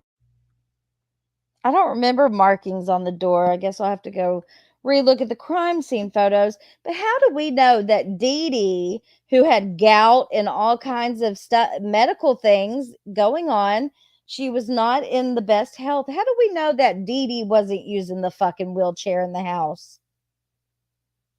Don't tell me Gypsy wasn't up walking around. We already know. Gypsy knows.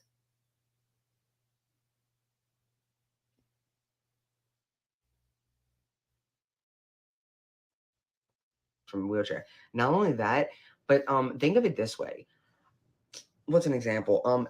Jim Carrey, Yeah, he does Dee this Dee's type not of here to acting. even I tell forgot what you. it's called, but it's when he stays in character constantly, even when he's not filming, he's still in character. Okay, there could be no room for mistake with Dee Dee. Like this, everything. You're was right, so Rosie. They did. Could you imagine the whole act just fucking up because Gypsy accidentally stands up? Like getting muscle memory. Like you had to make Oh sure my that Gypsy God. was 100% conditioned to not get out of that wheelchair.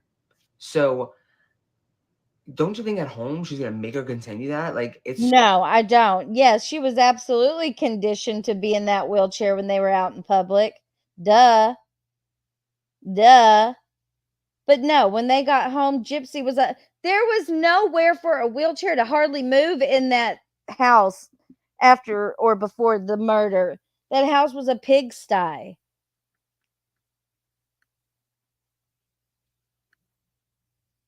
She's so dumb. Yeah, she accidentally went out on the streets. She was huge with close. Yeah. Yep, Nicole. So easy to accidentally mess up when you're not always doing that. I think what some of y'all seem to forget is like how our body works, muscle memory and our reflexes and the way we react to certain things. And it had to be a part of who Gypsy was. The wheelchair was a part of Gypsy. A lot of y'all act like the wheelchair was just a prop. And even though in a sense it was a prop that Gypsy was never able to put down. Just like the feeding tube, that was a prop. But her mom never removed it. She had to always keep it in.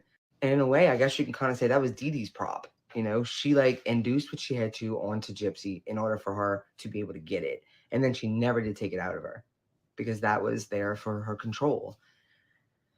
There was one point when Gypsy was a lot older where she asked to get it taken out and her mom was like, no. And maybe just to help you understand a little bit better, this wasn't something, and I learned this recently, Gypsy wasn't just throwing a wheelchair and be like, sit in the damn chair. It wasn't like that. Her mom, she like worked her way there. It started with a brace. She had like a brace on her leg. And then she moved up to a walker. And then she was upgraded to a wheelchair. So you know how confusing that must be for a child that feels like they're okay, but their mom, the one person they're supposed to trust, tells them they need to be in a wheelchair. So you think her mom was making her do this outside? She, poor little confused child, but then once she got inside, like, all right, you don't have to get in it. No.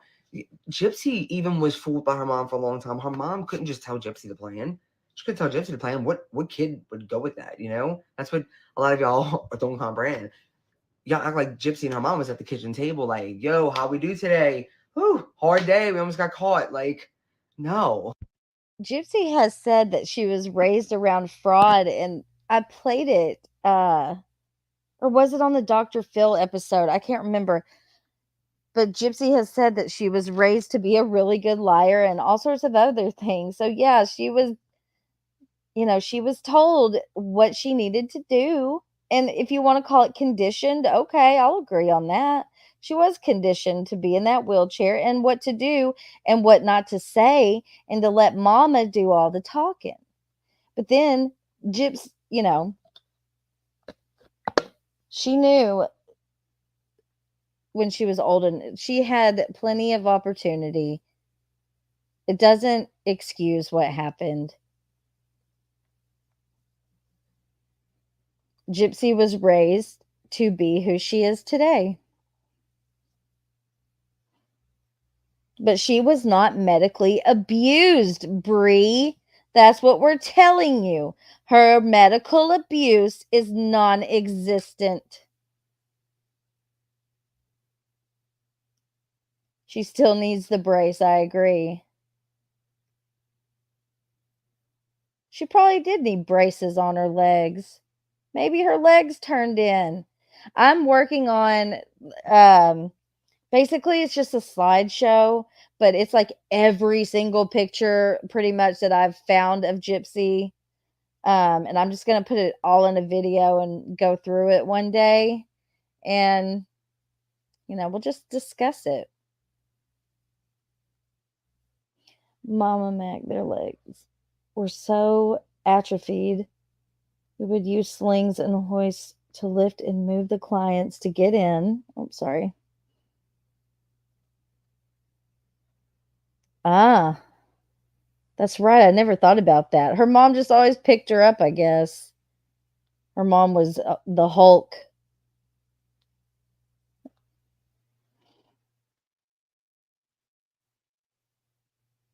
That's how it's been documented, Wild One, that she was up and moving around at the house. I mean, we know she was. Look what she was doing, making videos, dressing up for Nick and Ken. I mean, not Ken, Dan. I have RA and my one knee is jacked and my muscles atrophied, really, in the back of my knee. How do you know when that happens? Like, what does that mean? They just like kind of stop working? They weaken? Can you build them back? I know with rheumatoid arthritis, it's probably way different. But can your muscles atrophy? Like I need to look up what exactly atrophied means. They had the windows tinted so people couldn't see in the house to see her walking around. That's right. That's right. Dun dun dun dun. Fact. Pick Gypsy up and put her in a sink. Not Dee Dee. She climbed. Oh, huh. I never thought about that.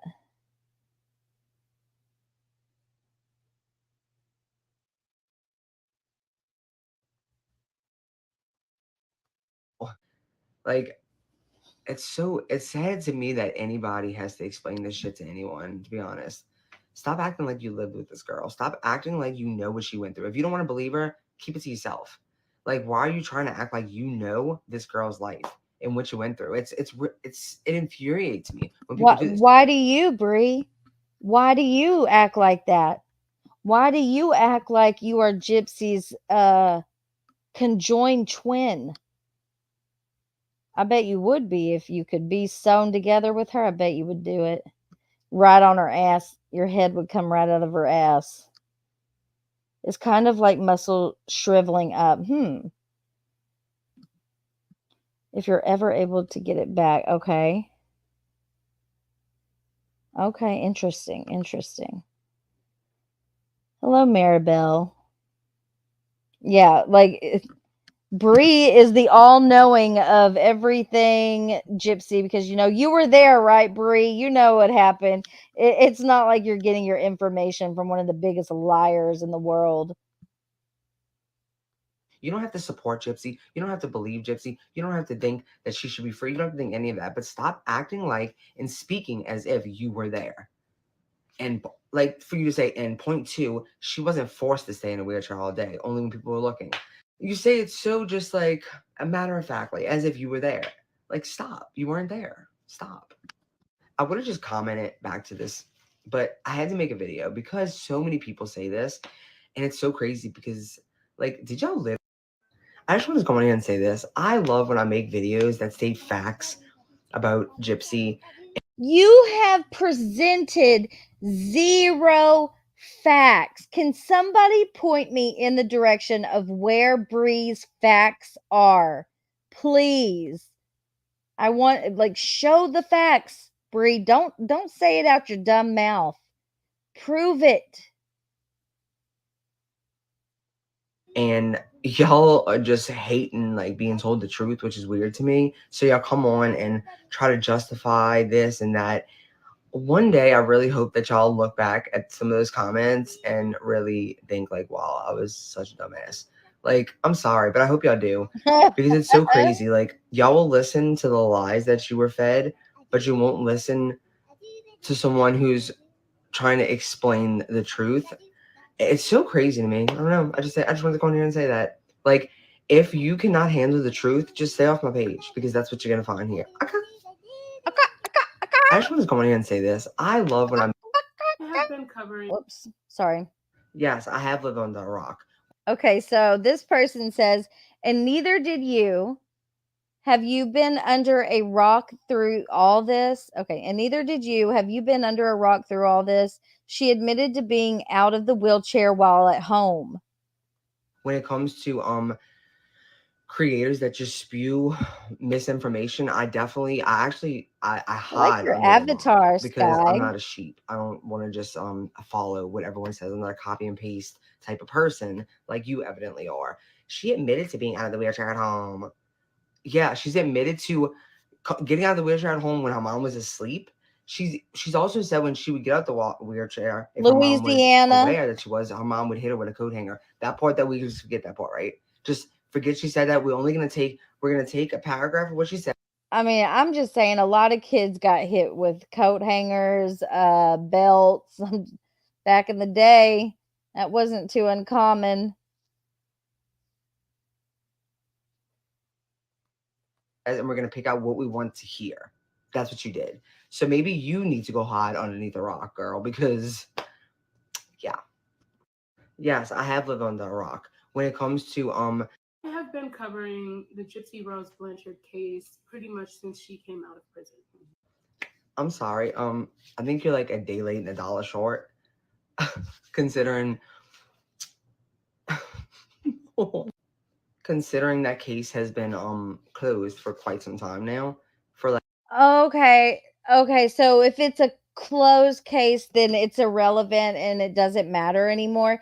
Go tell that to every true crime creator out there who covers cases, cold cases, solved cases, unsolved cases. She's so dumb, y'all. I feel bad almost. Like she's dumb. short, considering that case has been closed for quite some time now, for like almost a decade. And I guess that, like, how can you say you're covering a case? Do you know what covering a case, like, do you know that for covering a case? Do you know what it means? Like, how are you covering a case, sweetheart? Tell us what it means. What does it mean to cover a case, Brie? Nina,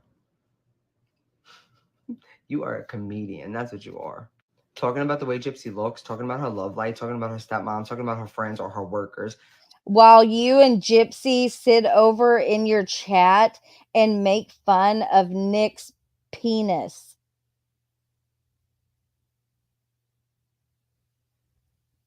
Gypsy puts herself out here to everybody. But you guys make fun of Nick. Pot meat kettle. Talking about any of the things you talk about is not covering a case. I mean, talk about the girl if you want. I mean, well, we know you want to talk about the girl, but like covering a case, stop it. Stop it. Okay. Someone in the comments said, why not show where she talked about the chromosome disorder? That explains it all. What do you even do other than talk about other creators? Oh, shit. God, I had to record this like 3 times because I keep cursing you out and I'm not trying to get a violation here. Okay, so she's responding to this comment that says, it was used to their advantage for sure, wrongly. Her mom abused the system financially. I think comparing her to a special needs child is not it. Talking about where she compared her to a Down syndrome child. She can take care of herself. They both lied to people. Don't twist my words. We're going to ignore the victim blaming you did because that's what y'all going to keep doing. But do not fucking twist my words. I think comparing her to a special needs child is not it. You're gross. You know what's not it? You using that manipulation tactic that you're using to draw attention to viewers who you know will react to you saying, I think comparing her to a special needs child is not it. Like, that's actually disgusting. You're using not only people's emotions and feelings, you're not only like manipulating that and using that to your advantage, but you're also using special needs to do that. So you're the one who's doing what you're insinuating that I'm doing. Do you understand that, or was that too much for you to understand? It was too much. Because here's the thing. 2 things can be true. You can be special needs and have a chromosome disorder, and then you could be not special needs and have a chromosome disorder. So whether you want to accept it or not, Gypsy has the same exact chromosome disorder as many other people who are special needs. So yes, she can be in that same category, even though she's not special needs. Was that also too much for you to understand? Yes. So is she special needs or not? What the fuck? She can be called special needs even though she doesn't have special needs. That made no fucking sense. What? Yes, exactly. What? A rare disorder. I thought Brie said it was a rare disorder. Apparently not. Because she doesn't know what she says. She needs to go to sleep. What you're not getting, for whatever reason, is that the chromosome disorder is irrelevant to everything. To everything. But no, it's not irrelevant. Not at all. It is very relevant. Why are you trying to downplay it? Earlier you said that the chromosome disorder was used as a blueprint. So how is it irrelevant? Please write down what you say because, oh, this is sad. This is pathetic. You're going to die on this hill, Brie.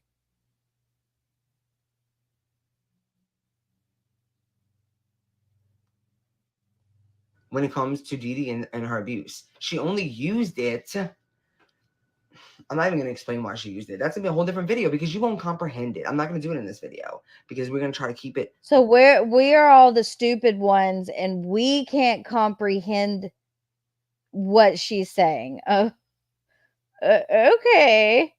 Very, like, first grade level for you. Louisiana accent. The diagnosis for chromosome disorder from a doc, like from in Missouri, did not happen until she was 20 years old. It's called Cajun Ghetto Swamp.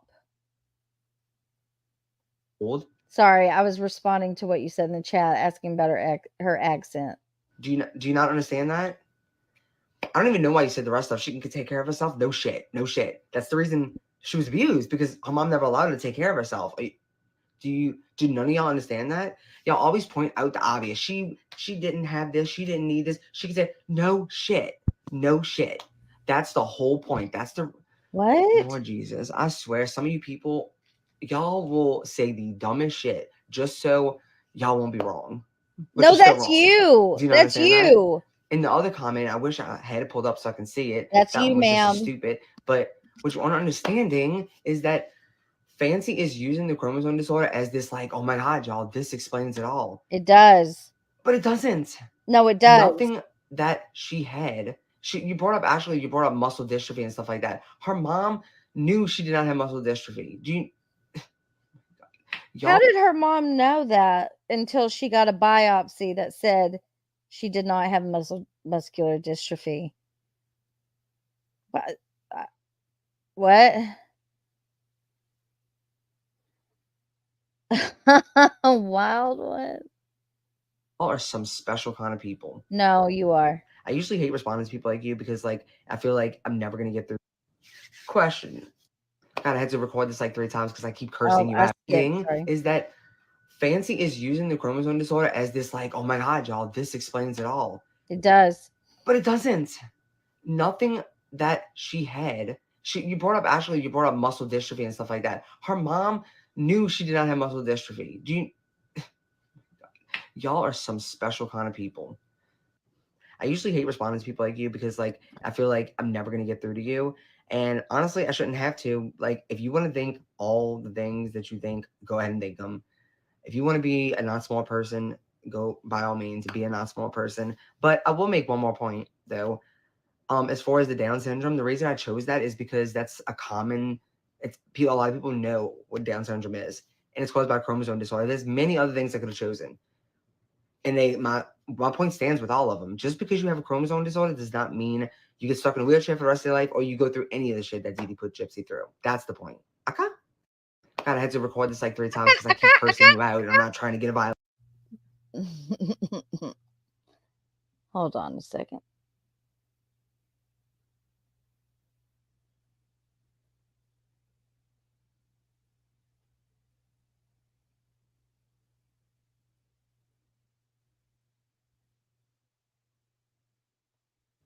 Question.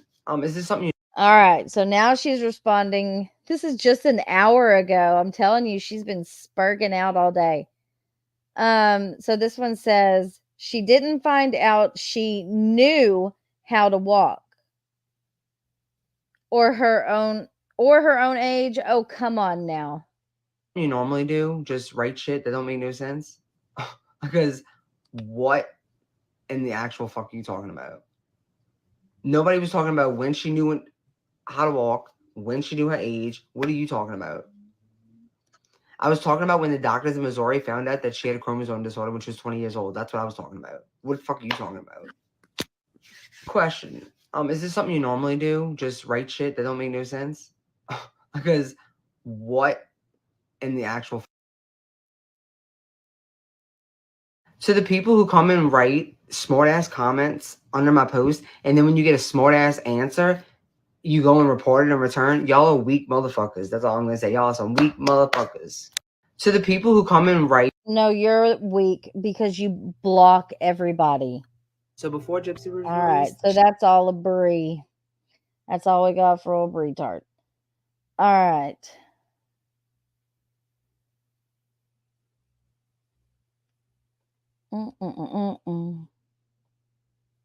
Shall we watch Nina's video on the micro deletion? Because I haven't watched it yet.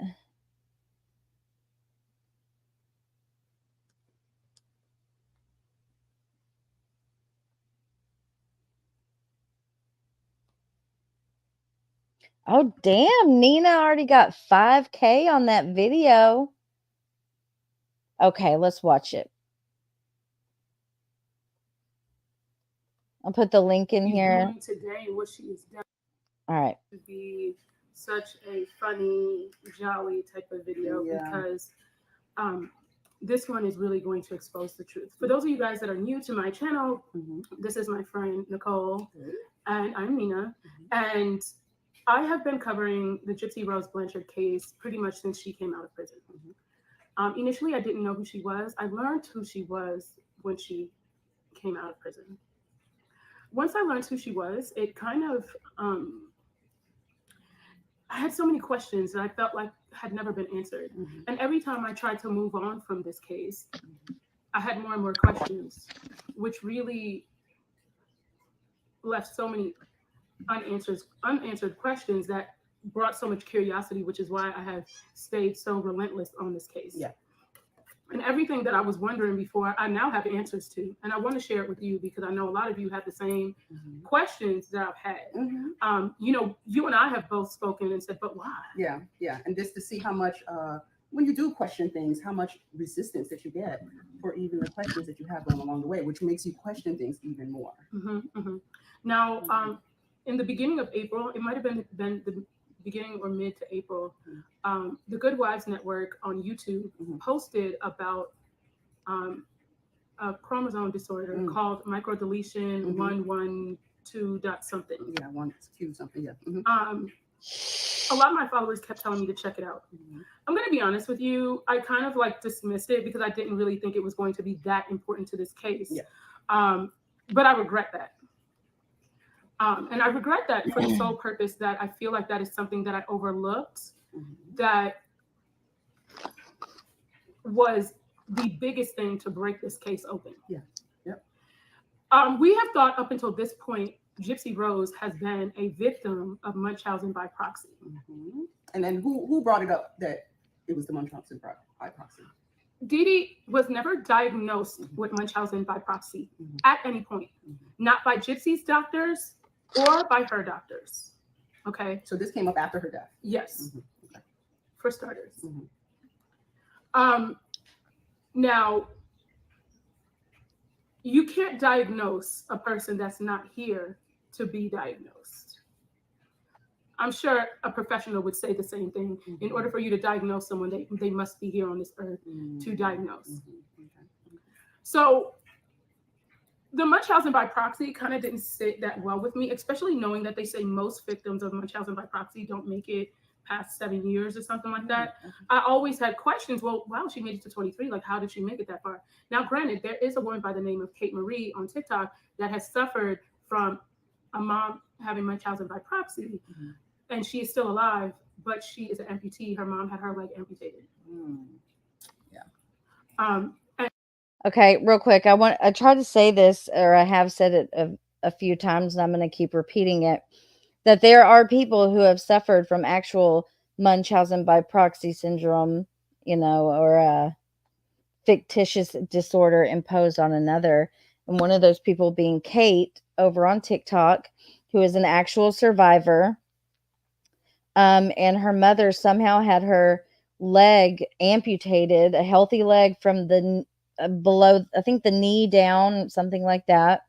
And Gypsy has harassed this girl all up in her comment sections, like Gypsy wants to be the queen of Munchausen by proxy that she didn't even suffer from, that her mother didn't even have and was never diagnosed with, and is something only the defense came up with when they knew Gypsy had murdered her mother. I agree with that, Cinnamon Hot Hot. Gypsy's a very jealous person, in my opinion. That Morbid played the video of that girl with black and green hair. She seems so. Is that who? I haven't seen Kate's hair lately, if she has changed it. Oh, he did play. I saw him play some of her videos yesterday. Good. See, I'm so glad, even if it's whoever that is putting the facts and the information out there of what's going on, what Munchausen by proxy is and is not, and what Gypsy is out here doing the most.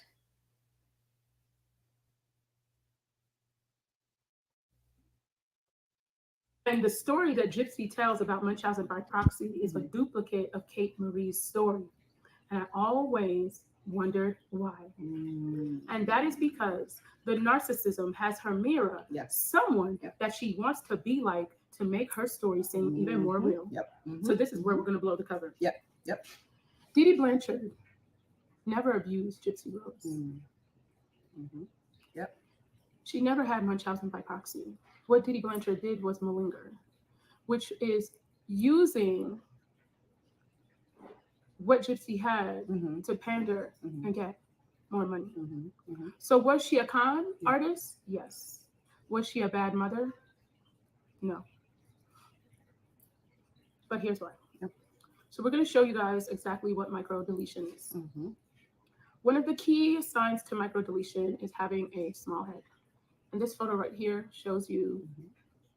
Okay, so I was talking about this picture earlier. This is the 1Q21.1 microdeletion. A lot of these people with this syndrome are born with microcephaly. Microcephaly is where you have these sutures in your skull as a baby, because your skull kind of floats, right? You know, you got the soft spot. But sometimes in the womb, one of those sutures will fuse together, which causes the microcephaly, or the different appearance of the face. Some of them, would describe it almost like the bow of a boat, if that makes sense. And that is not Gypsy Rose, by the way. This is just kind of the poster child, I guess, for this microdeletion. That is not Gypsy. That is not Gypsy. So tell me again, Brie, how she doesn't suffer from this microdeletion. Tell me again, Brie. That is not Gypsy in that picture. That is another person with the same disorder that Gypsy has. Oh my God, Cinnamon Hot Hot. The small bulb head. Also, it shows slightly disfigured facial structure. When you look at her eyes, that is part of this chromosome disorder, as well as her nose. Right, and I have here the neurological, the seizures, weak muscle tone, and eye abnormalities. So she did have, issues with her muscles. All right, so this is some of the stuff that you can have with this microdeletion abnormality. Can cause the variety of symptoms, including neurological problems, seizures, weak muscle tone, and epilepsy. Psychiatric or behavioral problems, autism spectrum disorders, attention deficit hyperactivity disorder, and sleep disturbances. This is everything that Gypsy was diagnosed with. Developmental delay, mild intellectual deficit, facial dysmorphism, a prominent forehead, large nasal tip, long philtrum, and a high palate roof in your mouth. Eye abnormalities, which we know she has. Issues with her muscles, and the wheelchair was actually needed. In fact, I have a screenshot of one of my followers. Where your text? Oh, I see it. Oops. One of my followers wrote something, and I really want to read this and we're going to also attach the screenshot of this. And her name is Tangy Tart. This is one of my loyal followers, and I actually really appreciate her a lot. And she said Dee Dee had malingering for money. She was never diagnosed with Munchausen by proxy because she didn't have it. Gypsy was a sickly child. The chromosome disorder in her medical file finally diagnosed in 2011. The testing and the procedures stopped in 2011 because they found out the reason for her muscle weakness, the lack to thrive, thus the feeding tube. Her bad teeth, ears, and eyes all stem and can come from this disorder. The wheelchair was for her weak muscles, like a toddler gets tired and gets in a wheelchair. However, they used the wheelchair way more and for cons. Dee Dee made up the cancer that is what malingering is. Malingering is making up issues for cons. Dee Dee did shave Gypsy's head to show proof of treatment that she was getting. But was she truly abusing Gypsy? No. And I also want to mention that every time that the chromosome deletion disorder has been messaged, they have flagged it. And the reason why they flagged it is because it blows the Munchausen by proxy narrative out of the water. So wait, you're saying that their team, Gypsy Rose team, every time somebody puts up something about this this information here, and they're linking it to her, linking it to Gypsy, they delete it. They delete the post. Just like or no, just not even if it's not linking. If just the speaking about the chromosome disorder, they flag it. So you have to appeal it, and then they put it up. So they're fighting. They're flagging stuff for Nick because they never wanted, which is why Gypsy Rose and Christy Blanchard have been fighting from her medical records being shown. They have been fighting tooth and nail, and even said that they were filing suits and this and that to not have the medical records disclosed. But Christy Blanchard actually gave it to someone that exposed it on the internet. So it was public information. Christy handed it over. Now, Christy's kicking herself because what was found in those medical records, she didn't have the intelligence to understand. It was the answer to it all. And it was the answer to this all. So now,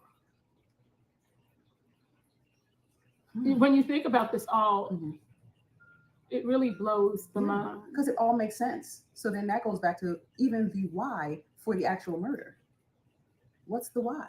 There's also something that I have seen other people Google speaking on Gypsy's trip, where her mom posted this right here about her trip, mentioning the concerns that she had. So I've showed this before on one of my streams, but it's the Gypsy Rose trip, and they were raising money and stuff for this. Her mother. And it says, "Hello, friends. I am writing to tell you a little about Gypsy Rose. Gypsy Rose has chromosome defects." This is her mother. Her mother wrote this. Gypsy Rose has chromosome defects, muscular dystrophy, and is wheelchair bound. She has mild MR, is hearing and vision impaired. She also has a history of acute lymphoblastic leukemia, is feeding tube fed, has asthma, allergies, and nocturnal hyperventilation, to mention a few issues of what she faces. Even with all these medical issues, Gypsy Rose has an amazing outlook. Maybe it wasn't written by her mother. I might be wrong on that, because this doesn't seem too good for Dee Dee. This seems way better written than what Dee Dee could write. But that's everything that is in the chromosome disorder. In the chromosome defects, you have muscle weakness, where you may have to use a wheelchair. You can have learning impairments, hearing and vision impaired. The lymphoma, leukemia is an absolute lie. Of course, we all know that. Feeding tube fed. She was diagnosed with asthma and allergies and a sleep problem, a sleep disorder. She was diagnosed with sleep apnea. Because what a lot of people don't know is Gypsy was going to Disney World just about every other year for 2 weeks, paid by other people. Mhm. She has gotten a lot of celebrities to give her money as a young child. She has been on yachts, and she lived quite a comfortable life, despite of what the world thinks and the stories she's told. Yeah. And we explored this a little bit to say you're a single mom taking care of a child with many, like this chromosome creates Disorder many creates, different symptoms. A lot of different things come up. And as you were saying, they were treating the different symptoms that came there. So she came as a Even single she child. was developmentally delayed. Yes. It makes sense. Yeah. It took her 5 years to get a GED. That's Yeah. not normal. Exactly, That's Rosie no shade. Posey. That's just me being honest. Right. If for it to take someone Exactly. 5 years to get a GED, there's definitely something wrong there. Yeah. And this stems from that. Now, the sad part of this all is we have all been wondering why the doctors weren't sued for medical malpractice. They weren't sued for medical malpractice because it wasn't fraud. But one thing I do think is, well, it wasn't medical fraud on the doctor's end. What I do think it is very important to note is that Dee Dee and Gypsy both had pending fraud charges at the time of Dee Dee's unaliving. And I think that had to do with the fraud that was happening with the whole wheelchair. So medical fraud. On her end, more of the malingering, not necessarily the medical fraud, because that was really taking place, but on the side of conning. Yeah. Falsifying things. So yes, Dee Dee was a con woman. I will never take that from her. But was she a bad mother? I don't believe so, based off of what I've been presented. But we also talked about as a single mom with a sickly child, and you're not able to work, right? She kind of had to pander to an extent. Yeah, she took it overboard. She took it overboard, yes. But she did what she had to do to take care of her daughter. So to see Gypsy make a Mother's Day post saying, was she a bad mother? Yeah. And she was a bad person. Yeah. But then saying she was a good person makes me very sad. Yeah. And it makes sense as to why she said her mom would be in heaven. So I will say this, I will take a moment to say rest in peace to Dee Dee, because she was not who we were led to believe. She was villainized, even in her death. Yep, she can't defend herself. Wow. Here's the thing. I always questioned her being such a bad person. And the reason why I question it, this is the part that's interesting, is that she is a Taurus. She is born in the month of May, and I'm a Taurus too. And I don't know Taurus moms to not love their kids and want to, like, we're the type of people that we want to make sure everybody is okay. Yeah. And we will do whatever to make sure that you're good. And I just couldn't understand how she could be like that, right? So do I think her mom was a narcissist and a manipulator like Gypsy? No. I think actually Gypsy was spoiled is the narcissist, is the manipulator, and she tries to project that onto everybody else. Look at the life. She was in Disney every other year. Like, their whole kids has never seen Disney. They grow up, they've never been to Disney. And even watching parts of the interrogation after her mother's passing. When I want you guys to understand the evil in Gypsy's heart is she was able to rest her head in that interrogation room, knowing she was lying, and her mother's dead. She was able to sleep with a man in the next room after having her mom let that sink in. So do we think she's above what she's doing? Because like Dee Dee was malingering for Gypsy's disorder that she did truly have, she just embellished it. Gypsy is malingering Munchausen by proxy that Dee Dee had never been diagnosed for. And I'm even thinking too, as a mom, maybe she was Preach always it, looking out for her to say, sister. hey, you have certain disabilities, or you're limited in certain capabilities. Maybe as a mom, she's looking out for her. Maybe she just wants. We've been over here screaming this from the rooftops. Put it out, Nina. Tell it. We know Lifetime listens.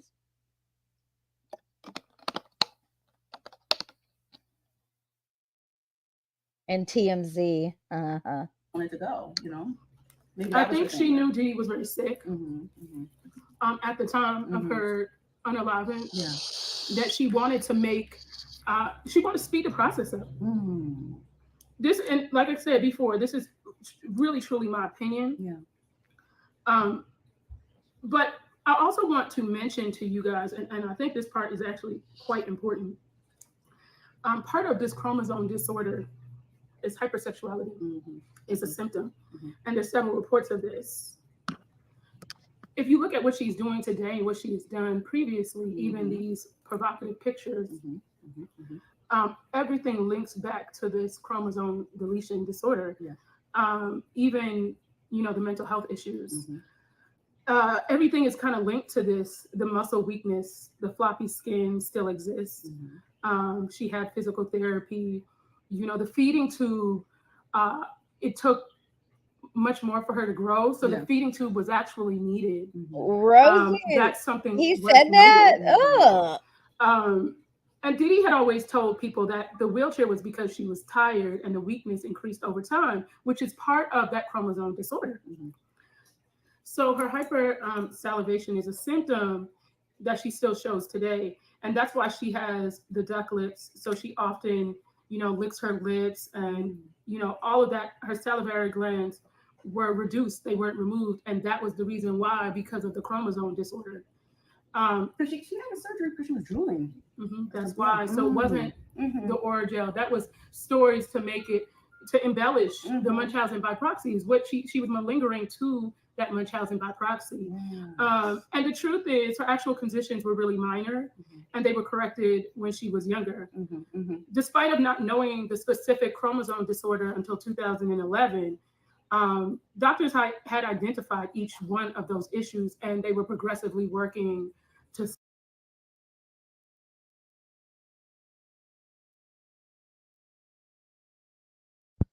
Okay, I can't read that. It's blurry for me. Let's see.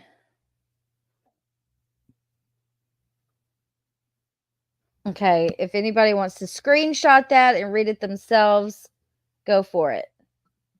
Solve them. And all the tests and procedures that she actually had done, they were medically necessary. And it helped her, you know, to be healthy today. I believe that Didi truly loved Gypsy and gave her a childhood better than most have had. The average American child isn't going to Disney every other year for 2 weeks. You know, that's it's not affordable. You know, so all that cosplay and all those things, those played into her developmental abnormality, right? Yeah. Okay. The eye surgeries that she had helped correct her eyes without, you know, causing more issues. And the chronic ear infections she grew out of, like most kids typically generally do. In fact, my daughter had them. My goddaughter has had it. And those were, you know, pretty standard. The facial features of this young lady right here in the chromosome deletion form and Gypsy right over here, if you look, they look identical. So that says a lot. Right? The deletion, the chromosome disorder that she has is 1q21.1. And the exhibit symptoms, the symptoms that are exhibited is the deep-rooted eye sockets, the enlarged nose, the small head, the triangular shaped face, which is all of what Gypsy has. And I'm not saying that to say that she's ugly, she's nothing. No, this is not a personal attack on her beauty. This is just parts of the symptoms of the 1q21.1 chromosome deletion disorder. So it's all making sense. It's all, but she does not look like the mother or the father, right? She actually does look more like the father, and she actually does look similar to her sister Mia. What I think is very interesting is some of those facial shapes that we are discussing. Mia does have them too. Maybe not as severe, but I have seen it. Now, Mia is gorgeous. So I'm not taking away from that. That is such a beautiful young lady. But I'm saying this is the interesting part too. Didi Blanchard was tested for this chromosome disorder and she was not a carrier. Rod Blanchard was never tested for this chromosome disorder, but someone had to have had it to pass it down to Gypsy. Being that I'm saying I see that there are similarities within Gypsy and her sister.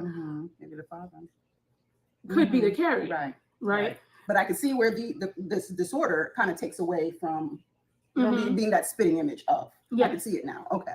The blood test showed significant deletion of the chromosome. Alma, you don't know about royal mashed potatoes. There's a video of Gypsy at Disney, and it's Cinderella's castle, and I'm having royal mashed potatoes. And they tested Dee Dee for it, like I said before, Mhm. and she wasn't a carrier. Mhm. So that really Mhm. does speak volumes. Mm. Wow. This is one of the proven marks as to say that she has it. And when you really look at this pamphlet as we displayed, and we'll actually have a segment of where you're able to kind of just look through it on here. That says a lot about these health issues that Gypsy has been saying her mom was abusing her for. Yeah. I really just want people to understand that she said she was being abused for a chromosome disorder that she truly had that's in her medical records today. Wow. Wow. Oh, boy. That explains a lot. That explains everything. And like I said before, this had always been a case that I couldn't shake because I'm very much a person that I'm a very logical person, and I always want answers. When something doesn't make sense, I tend to kind of stay on it until it makes sense because it's kind of like a math problem, right? Things have to make sense, and to kind of leave something alone that doesn't make sense, but you're shoving this in our faces. I need to make sense out of it. I needed to understand why was Dee Dee such a villain. But when her neighbors spoke on her, they spoke very highly of her and her relationship with Gypsy. So I really wanted to understand that. And again, we're going to show this screenshot of Gypsy speaking about her mom on Mother's Day of 2014. She said in this post that my mom is an angel. She is the purest version of God's love. When you see her and meet her, you know that she's an amazing person, and she's so proud to call this woman her mama. But you always said you didn't think that she was abused. I truly didn't believe Dee Dee was a villain. I couldn't understand it. Is she a con woman? Yes. We can't dispute that. But a villain that was trying to harm Gypsy? No. You see people who try to harm their kids, they don't feed them. You've seen the stories. They'll tie them up. They do all kind of wild stuff. She always spoke on how much she loved her mom, even in that interrogation. Although she slayed her mama, she did speak and say that my mom is my best friend. I would never hurt her. But she has villainized her in her death. When I tell you that is a wicked person, and if Ken and Miss Rayna don't realize what they are dealing with, you have the devil in your home.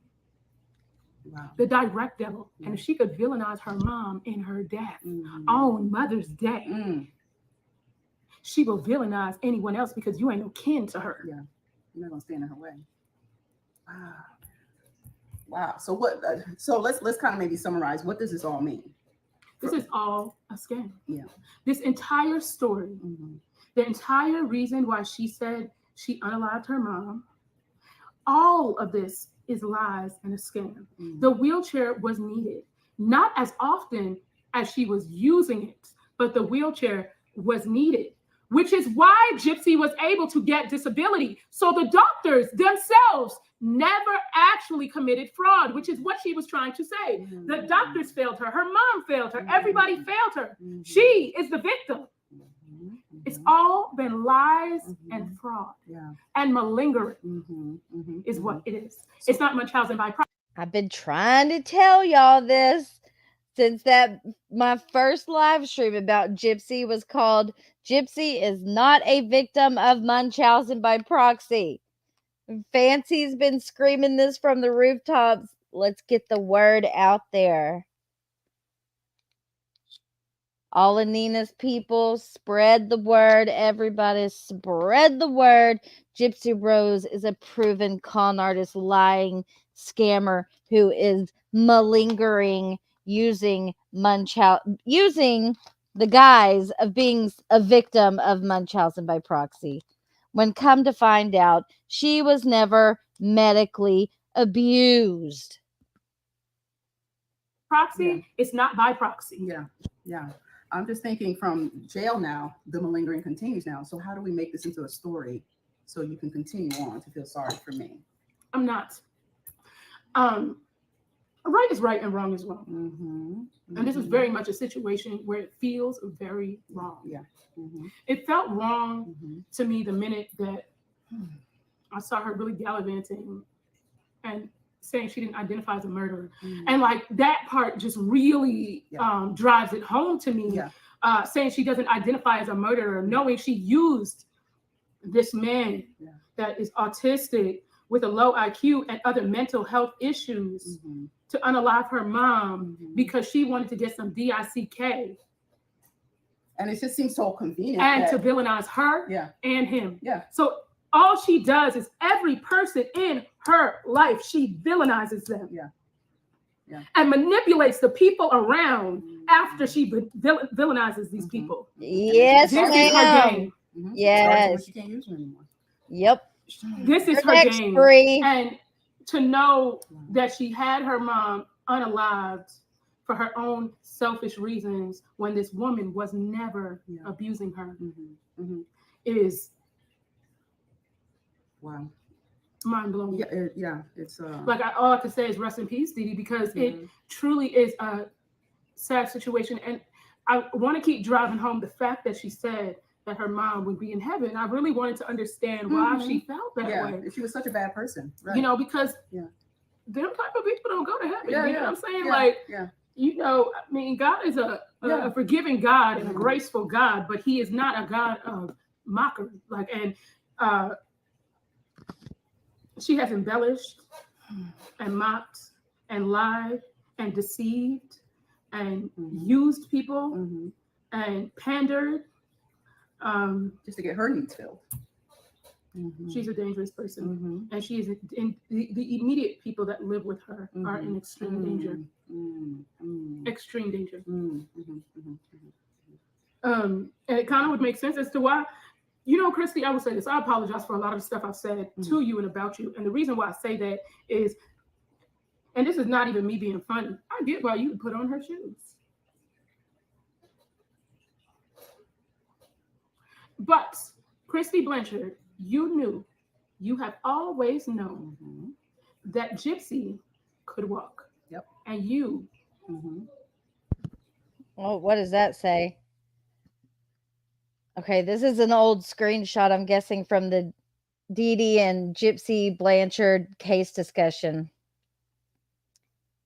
And Chrissy says, lots of you are wanting to know if Rod and I knew she was scamming people or if Gypsy was that ill.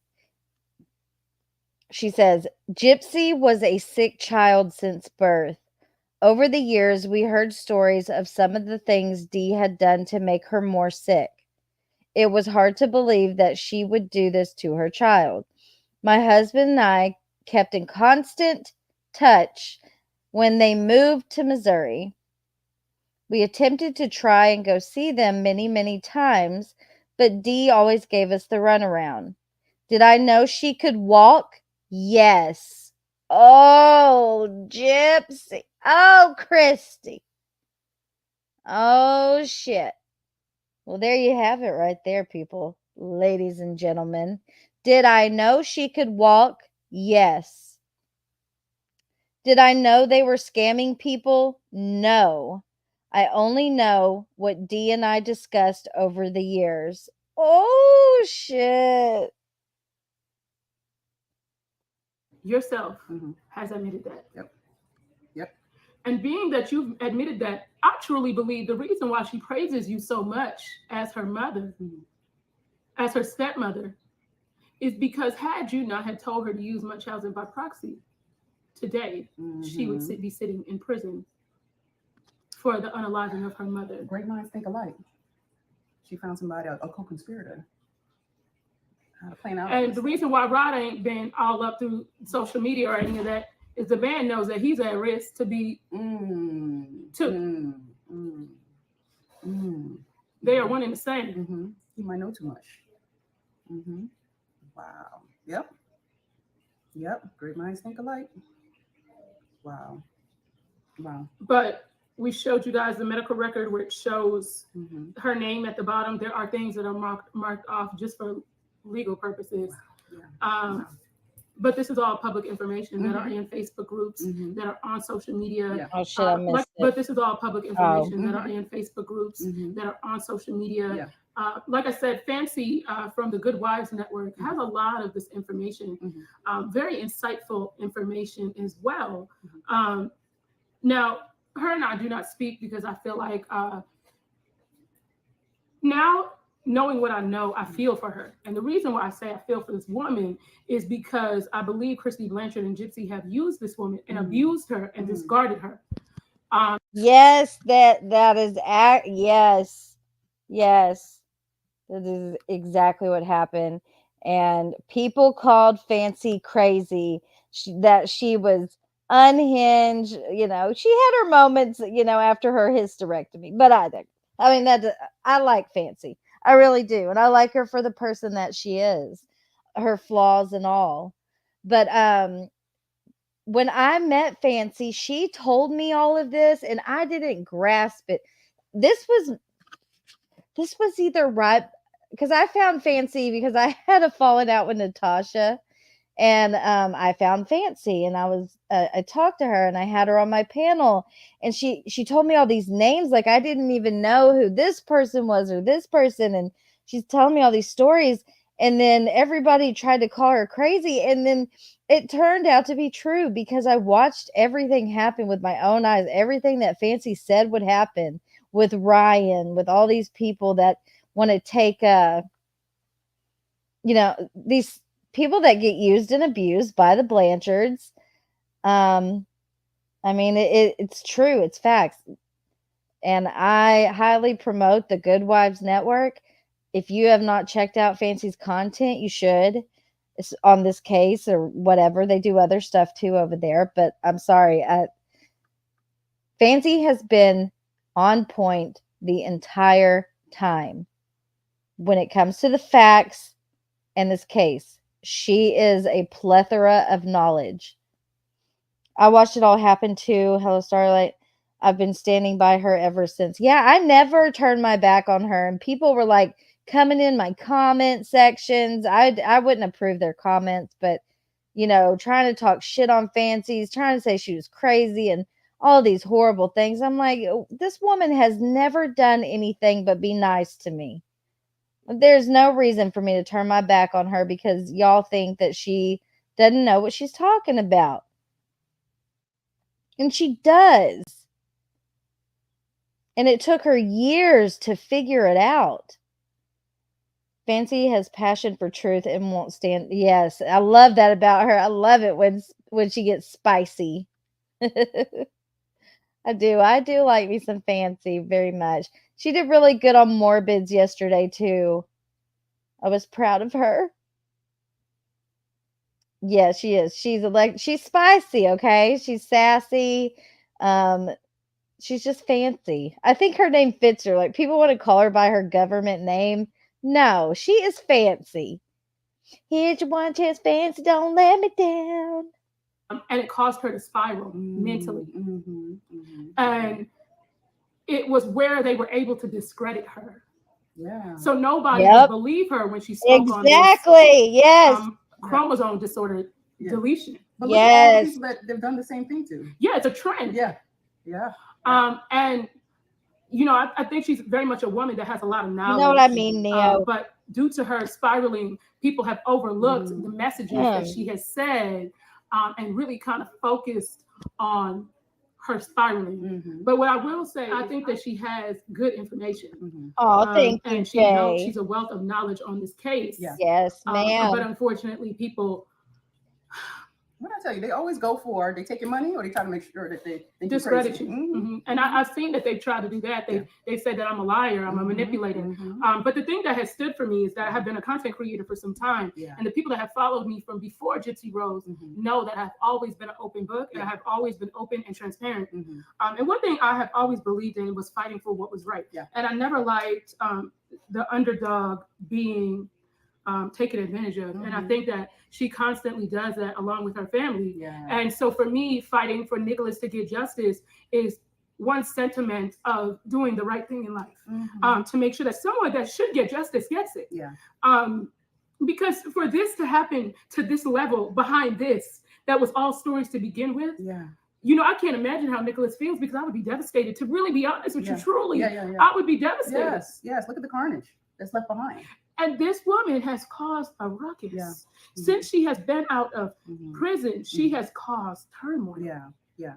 And I will just say, you know, I've seen people say, well, oh, Nina, you're just obsessed with her, or, you know, you're coming down on her, whatever. But it was your natural instinct to say there was something I up with just this couldn't case. let it go. Yeah. And I think that was part of the reason why I spoke to her, because I felt like it just didn't make sense. Mhm. And I wanted some sort of understanding. Yeah. Yeah. And it all makes sense. After having communication with her, I knew she was an evil person. I Yeah. knew that for a fact. Yeah. And I knew she didn't deserve grace. Yeah. I knew that. And although Ken and his mama both tried to distract me from that and try to tell me I was wrong, one thing about me is that I have always been a person that's able to really read body language, and I'm a great judge of character. I have always been a very great judge of character. In fact, my mom used to call me her little psychic when I was younger. Yeah. Yeah. And I just knew something didn't sit right. Once I communicated with her and realized she was trying to manipulate me in those messages, is when it really clicked to me, this girl is evil. Yeah. And the funny part is, the people that said that she was before she messaged me continue to say that. But there's very much those stands that Gypsy has that refuse to believe the truth. And that is reason why I'm putting this video out today, to give Dee Dee a small piece of justice. Yeah. But definitely to make sure Nick gets justice. Yeah. And until people really understand that the really one and only villain is Gypsy Rose Blanchard, Nicholas may never get justice. But I will be fighting for him to get justice. Well, at least people will know the truth. You know, at least the truth is the truth is very, very important in this case. So we felt the need. This was really a emergency video. We recorded a video yesterday that we will be showing you guys later this week. But this was one that we did today, edited today, put up today, because we felt like it was so important for you guys to know, because you guys have been following us on this journey. You've been following us to gain the understanding like we've always tried to seek. You know, with the interrogation, we gained an understanding of who she was. And we knew through the interrogation there was no abuse, but we couldn't prove it for 100% effect. This here has really shown what we have speculated this entire time is facts. Right. And there is no personal jabs at Gypsy. It was nothing like that. It's just that things just really weren't adding up and did not make sense. And I will say this, Gypsy, if you're watching this, which I'm sure you do because you pretty much stalk my videos, I hope one day you could truly tell your mother sorry. Yeah. Because just to know that your own child idolized you and villainized you in your death. With all your sacrifices. I can't imagine in her deathbed how she felt. You could say that. Being moms, you could say that. That is being a mother, like I could just imagine the heartbreak. And she had been abused for days. So she knew. And one of the things that also brought me so much question is that she said, her mom said, Gypsy, don't hurt me. So I couldn't understand why her mom would say that if she hadn't been hurting her. But it all makes sense now. And I believe you have a mental health disorder that you will never change because of the narcissism that you have and the arrogance. Just think about the arrogance of that Mother's Day video after villainizing the woman that you killed. Knowing what you know. And praised yourself in that video of how good you're doing. And you tried to check everybody, but you need to check yourself. Because you are not worthy of love. Like you said at the end of that video, you are absolutely not. At all. And the fact that there is murder. What is going on in the chat? Are Alma and Neo fighting? I'm so confused.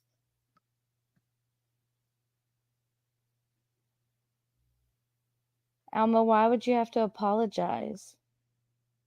And Alma is a good person. She's an awesome person. I don't know what y'all are talking about. No, we're not fighting. I don't know. I just keep looking. I'm like, what's happening? And thieves among other people, and they don't know. I truly hope this video lifted the veil off of people's eyes. I hope I brought awareness to the situation, awareness to this woman not being the villain, awareness to who she truly is as a person, and to just give Nicholas and Dee Dee some sort of justice. Yeah, I was just thinking she wasn't a villain. She was just a normal person trying to take care of her kid. Yep. Yep. I woke up this morning and looked at this information and really just sat there in shock because I couldn't fathom being that evil. You have to really understand the evil in this woman's heart. Yes. Oh yeah. Oh yeah. Look at what she's doing now. Yeah. Yeah. There's not a care and concern for anybody else except living her best life. By any means necessary. I don't think I've ever met anyone that malicious and evil and devious in my life. I don't believe I've met anyone like that. But again, I'm a good judge of character, so I try to keep people in my circle that I know are good people. Because at the end of the day, when you leave this world, you want to leave a mark that you know that you tried to do the right thing. You know, like I would never want to be known to villainize my mom in her death. But you know, we've talked about it. We've had situations in our own life, which is incredibly evil people. And I still don't think those people are as evil as no, this is horrible. This one, I still don't think. You know what? Yeah. She makes my ex look like an angel. And I will say to him, if you watch this, I am sorry. Yeah. Oh yeah. Because I have spoken about you like a dog. But after seeing this, because now you see it could have been worse. It could have been worse. So thank you for even just not being worse. Yeah. And I know I'm laughing, but I am so honest with that. For real. I am so honest when it was comes bad, to but that. No. But you know, part of that that's grace for me, you know, absolutely. because I would have never deserved that. Yeah. So, and even me learning in the midst of that, what is abuse? Yes. What is narcissism? And who you're dealing with and how you deal with them. For me to be able to even understand a situation like this is to come out, you're still okay. And I'm able to know what a healthy relationship looks like with people, not even just in an intimate relationship or a husband or a boyfriend, but just to know what a healthy relationship is genuinely with people. Because the thing about me is that I genuinely want to see everybody succeed. I want to see each and every one of you win. And I know most people want to see you do well, but they never want to see you do better than them. But I don't mind people doing better than me because today might be your day, but my day is next. And when you truly understand that, when you understand the universe is abundant, this is something for all of us out here. I don't have to take from you. And the one thing about the universe and God, it loves a determined heart and a grateful heart. And as long as those two things you have, you will find very much abundance in life. All right, I'm gonna skip some of this because it's getting long. This is it. This is the connector. This is what I was trying to bring. That's where we're at. And I feel like it was really important to bring this to you guys because I sat at the edge of my bed today and just shook my head. Yeah, it was mind. I really sat there and was like, this is it. This is the connector. This is what I was trying to understand, but the whole time I was overlooking this because I'm thinking fancy crazy. Yeah. See? So which is what you tried to do. Yes. But I also know that with every crazy person, there's always truth. And Fancy, I'm not saying you for real crazy. What I'm saying is I know that these people have caused you to go over the edge. Yep. To make you appear crazy, which makes it scary for people that don't want to engage in extra drama. But I know that you have wanted the facts of this case to be proven. Yes. And now I understand why. Yeah. Yeah. That's an important lesson, knowing who you are and standing on it. 10 toes down. This is how you feel. Stand 10 toes down on it. Yeah. So, Fancy, for anything I have said about you, my apologies. I could understand how this could have mentally thrown you in shambles. I truly could understand it. Yeah. And I wish you nothing but the best. Mm-hmm. And I know that you fought to bring answers to this. And I think this was finally the answers. Yeah. And I really appreciate you putting this out here along with Colleen, because Colleen is a nurse that has been working alongside of Fancy. And I feel like the reason why Colleen was really doing it was really because she knew that there was an injustice somewhere in here and she wanted to make sense out of it. Yeah. So that, Colleen, that shows like you as a good person. Yeah. Shut up, Neo. Just wanted to find the facts and get understanding. Wow. So we appreciate you guys watching.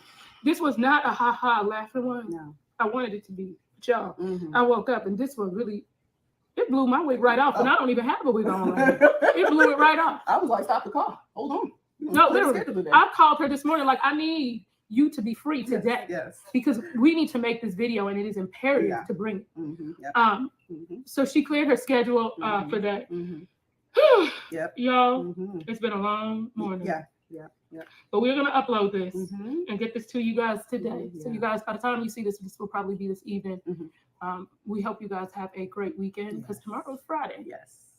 Thank you guys for subscribing and watching. I'm going to also tag Nicole's YouTube page down below and her TikTok page as well, and her other social media handles in case you have any questions. Any podcasts that would love to get us on there, we would love to be on there to discuss this and shed light and awareness. And I have no malicious intent towards you, Gypsy. I just feel like it's important for the truth to be known. I've always been a truth seeker. We've always spoke on the facts. And that's it. Not making up anything. Yep. And I think with her show coming out, this was something that very much needed to happen. It's timely. And I feel like, I'm like, God, what was out of wind that you felt like needed to bring this message out? Because like it is, I felt very heavy reading it. Yeah. But you got the answer. There was something there, and you got the answer. Because I just couldn't shake this case, and I could not understand why. Most things I could move on from. Like things don't really bother me. I just had to keep it moving. And I was like, why is this case? I'm so drawn to it. Probably if you laid low and didn't say too much, you probably would have just grazed over it. But because she kept coming back. Yeah, because initially people have been trying to bring this this chromosome disorder to my attention for weeks. I've been overlooking it, and I'm sorry to my followers for doing that. I will look a little more thoroughly into things that you guys bring to my attention because this was a huge learning lesson. But you kept bringing up other stuff. She was throwing things in a monkey bar in a way. Even this morning, she had Brie do a video trying to throw another monkey bar saying that she had personal information for me. I said, look, ain't no personal information that I haven't put on the internet. Okay, I am a very transparent person, right? Like. I will just say what it is and is what it is. Like, you don't have to just take it. You know what I'm saying?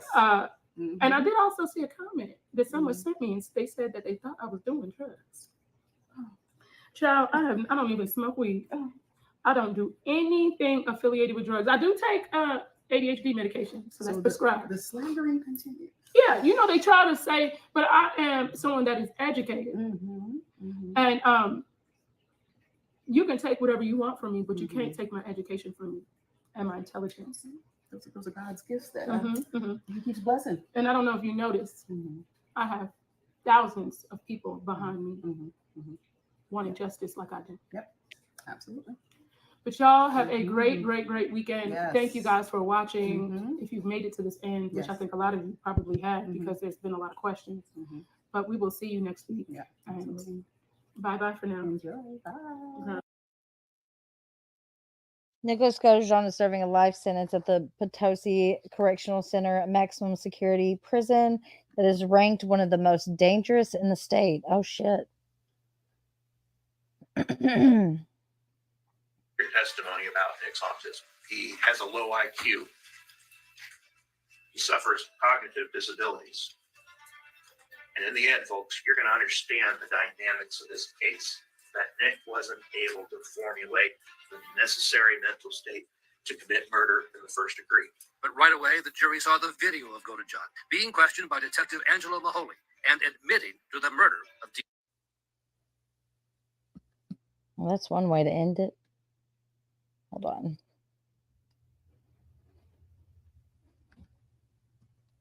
Well, what am I doing? I'm going to play a video before I wrap it up that I made a while back about Nick. So what this is,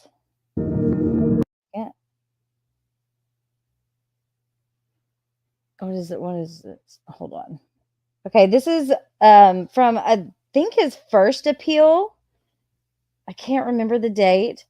But, obviously after his trial. And this is someone that they did not have on the stand that they should have had on the stand to explain his autism or his learning disability. That was so long.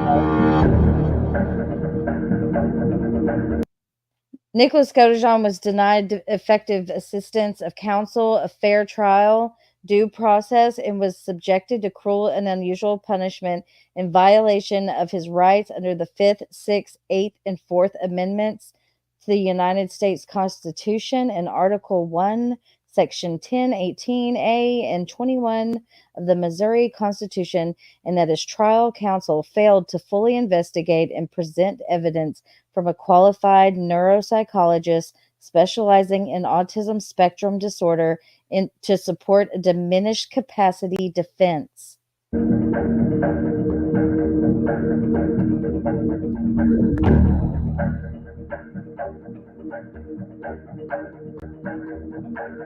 Dr. W testified at the post-conviction hearing, and he is a pediatric neuropsychologist. Portion of his testimony is as follows.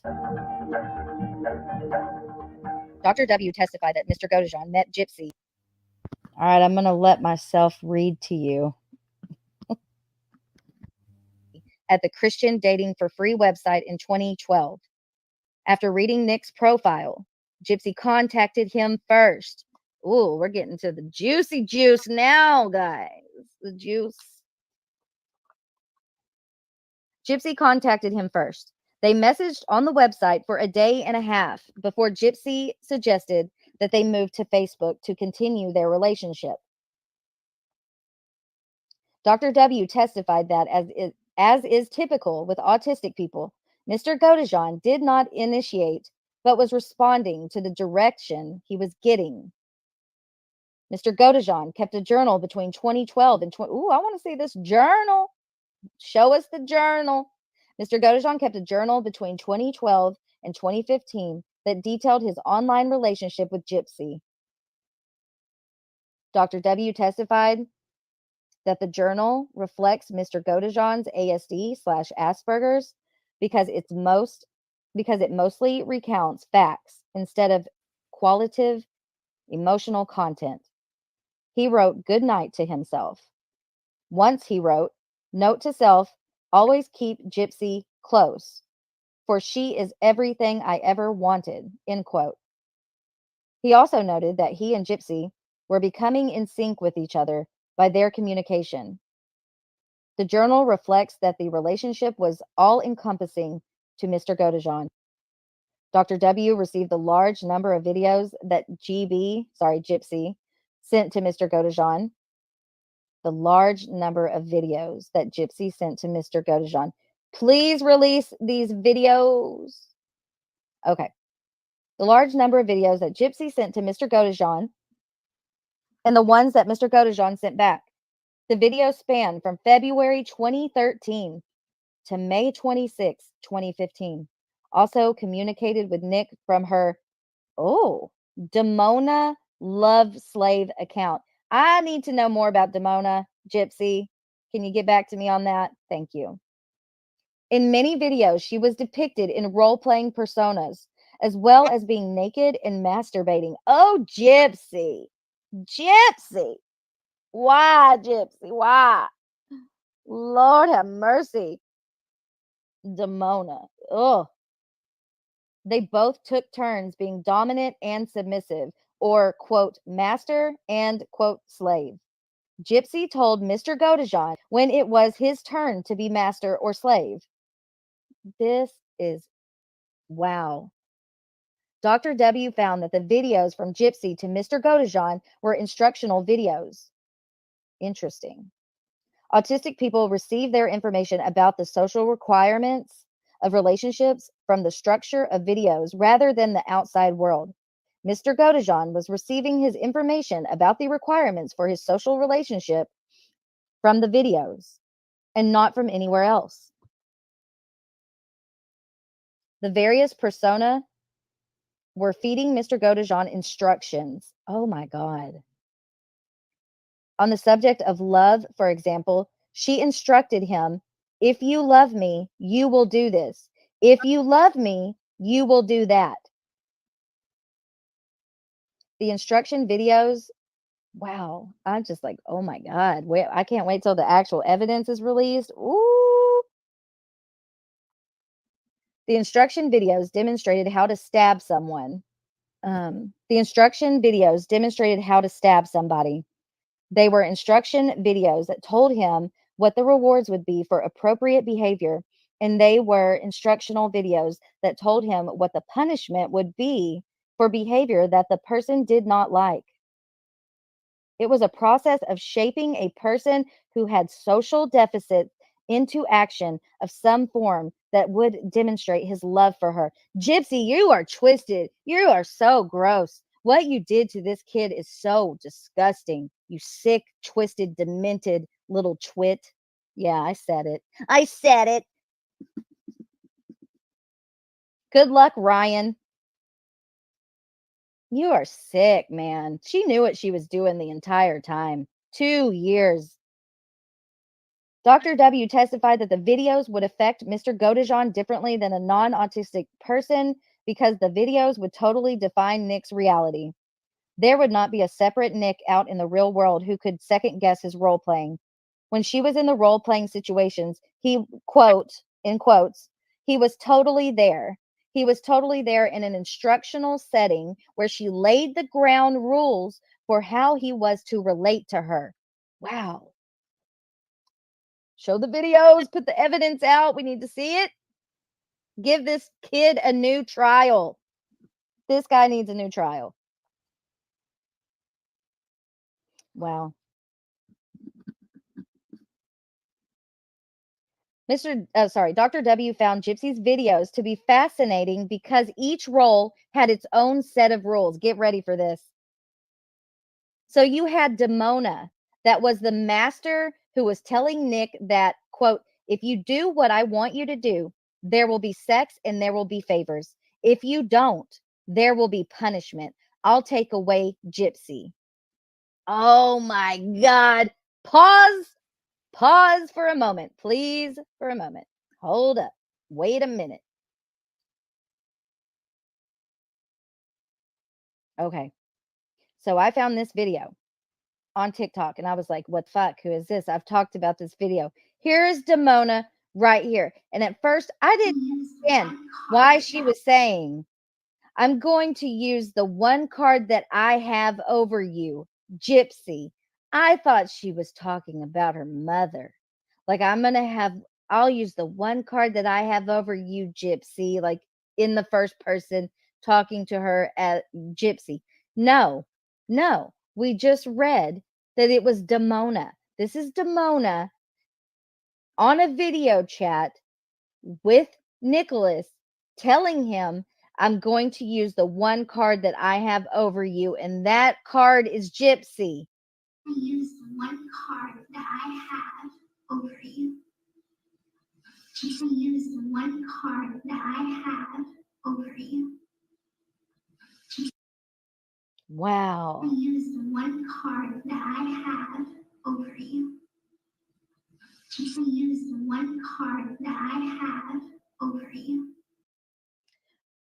Well, that changes the tone of that video after reading that. All right, let's continue.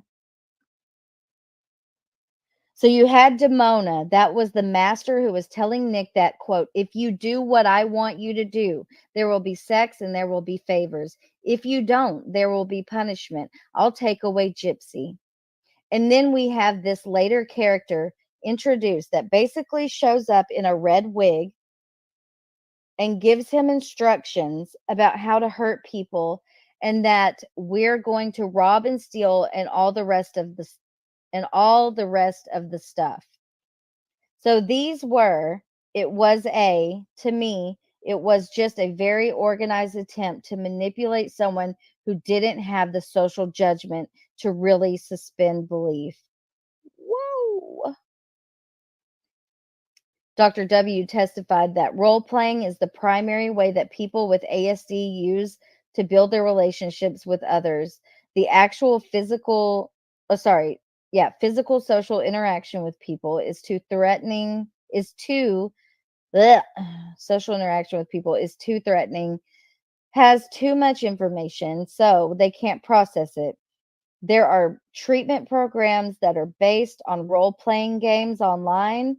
People like Nick are still autistic even when they are role-playing and losing themselves to the characters. After reviewing all the videos and messages between Gypsy and Mr. Godejohn, Dr. W concluded that, for the most part, it was a process of shaping Mr. Godejohn. It was a process of taking a person with a social deficit and shaping his behavior by sending the instructions that if he loved her, he would do what all of her personas asked him to do. Dr. W testified that Gypsy was Mr. Godejohn's hyperfocus, and she made herself conditional upon his doing what she said. It was part of the process of indoctrination, which is well established in psychology and the military. It is typical for people with Asperger's to have hyperfocus periods of time. Taking her away would be very threatening and upsetting to him. Dr. W reviewed the texts between Gypsy and Mr. Godejohn from the night of the murder. He found that they were a continuation of the pattern where she gives him instructions. The 2 years of role-playing were a foundation from the events that took place on the night of the murder. They were part of programming a person with an autistic disorder to follow instructions and engage in a behavior based on the fact that he would lose his object of fascination if he did not. The behavior was always equated with love because that is the only way an autistic person would be able to understand this. In one video, Gypsy went into her mother's bedroom and made a stabbing motion over the bed. It was significant to Dr. W because it was a demonstration of how Mr. Godejohn was supposed to engage in the behavior that would end up in the death of the victim. The video was dated about 3 weeks before the murder. All right, let's take a little break here while I play that video.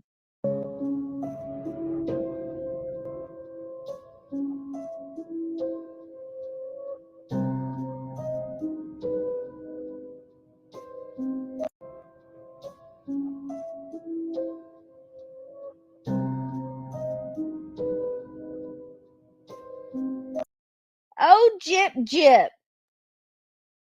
Little sick, twisted, demented little something. I don't know what the word would be. Okay.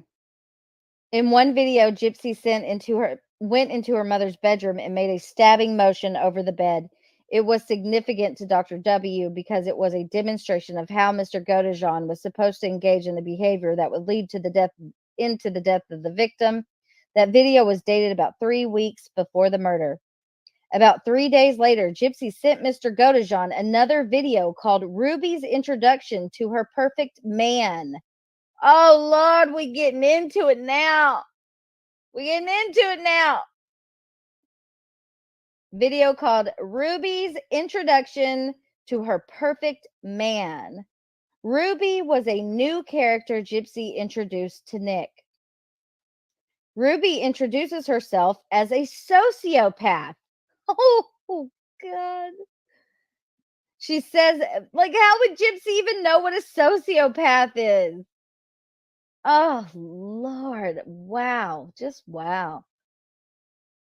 She says that she herself is a person that breaks the rules, violates the rules, creates mayhem, and she basically tells Nicholas that she is his perfect match. Quote, "We are together, and together we are going to go," end quote. Essentially, on what she describes as a, quote, crime spree. And we're going to rob, we're going to steal, and we're going to do all of these things because you are my perfect match and we will be together. So it's sort of like the culmination of the training, which, again, to just remind everybody, is behavior. Quote, "If you love me, this is what you'll do," end quote. So Ruby was introduced to basically summarize that up. So, in case there was any confusion, if that was what Nick understood. Dr. W reviewed the interrogation videos from when Mr. Godejohn was first arrested. When Mr. Godejohn was waiting for detectives to arrive, he periodically mentioned that he was worried about Gypsy. He was still fixated on her at the time. And an autistic person will do anything to get their fixation.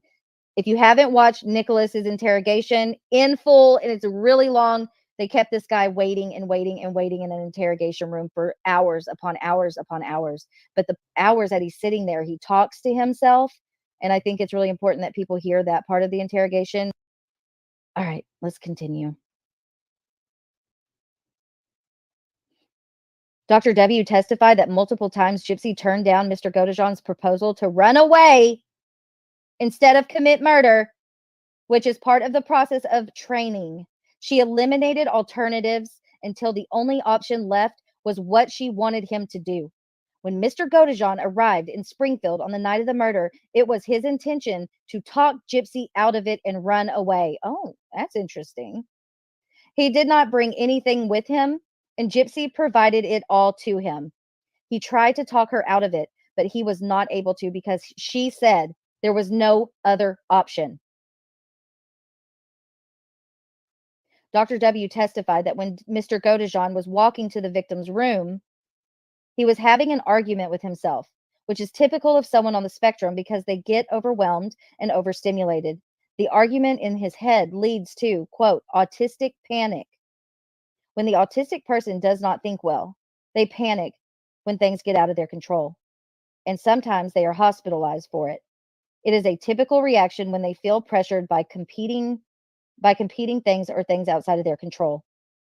Like the expert at trial, Dr. W was not allowed to testify to the ultimate conclusion on the element of deliberation. As an offer of proof, however, Dr. W was allowed to answer. Nicholas was able to answer Nicholas's thinking at the time of the murder was characterized by the same features and factors that Nicholas's thinking was always characterized by because he's autistic and because that's how he processes information. If Nicholas, his fixation on Gypsy, would have characterized everything that he did, and it would have colored everything that he did. I can't state whether that meets whatever criteria you guys are talking about, but I would say with a lot of certainty, that was his preeminent thought at the time. Dr. W elaborated that Mr. Godejohn's thinking would have been on the things that were causing him the stress, and his focus would have been on the argument he was having with himself. Dr. W reviewed Dr. D's CV and did not see a lot of experience in treating autism, although Dr. D did report evaluating people who were autistic in certain circumstances. Dr. W did not think that Dr. D purposely mischaracterized anything at the trial. But his use of the word, quote, mild, misrepresented the level of disruption in Mr. Godejohn's life. It left the impression that the autism was not so bad, like Nick could go about his day for the most part, like anybody else, which is not accurate. Mr. Godejohn is never able to think or act without the deficits of an autistic person. On cross-examination, Dr. W testified that Mr. Godejohn is able to think, but all of his thoughts are colored or characterized by ASD. Gypsy initially brought up the idea of killing her mother in a joking manner, and she got progressively more serious about it. Mr. Godejohn was against the idea, and he asked her many times if she was certain. About 1 year prior to the murder, Nick told a Facebook friend that he thought Gypsy was crazy for wanting to kill her mom. Mr. Godejohn justified the plan by bringing up how badly the victim treated Gypsy. About a month before the murder, Nick told a Facebook friend, quote, me and the one I'm with are defying the laws of nature to stay together. It is as bad as can be. I won't tell you what I have to do to stay with her, but I will do it if it means keeping her. Dr. W testifies that his statement is exactly consistent with what Dr. W had been saying about TR 173. Dr. W had reviewed and was aware of the alternative plans that had been considered, as well as Nick's internet searches to prepare for the murder. Dr. W recalled Nick's statement that there was a moment when Nick stood outside the victim's bedroom door and something clicked, and he realized he had given his word and was bound by it. Mr. Godejohn cut the back of the victim's neck so she would die quickly, and he briefly thought about having sex with the victim before deciding not to. Dr. W acknowledged that Victor, in quotes, because that was what Nicholas said, he had an alter name, Victor, and that was his evil side, was Mr. Godejohn's, quote, master character, and Mr. Godejohn had previously used that character with another girlfriend prior to Gypsy. Dr. W testifies that Nick described the argument in his head like having a devil on one shoulder and an angel on the other shoulder. However, it would be a mischaracterization to think they are two rational actors having a rational conversation.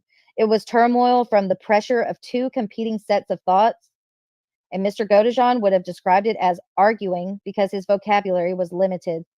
From the pressure between love and the general rules of society, Nick went back and forth and reached a point where he snapped.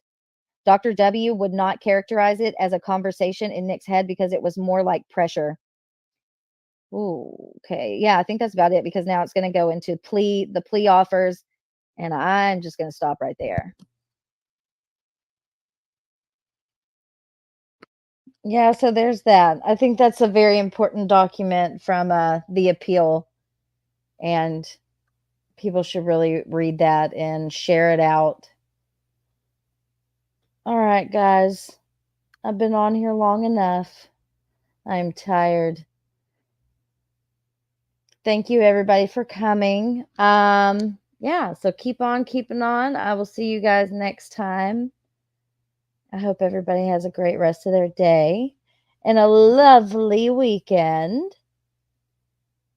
Oh, and I guess that's all. Any parting words?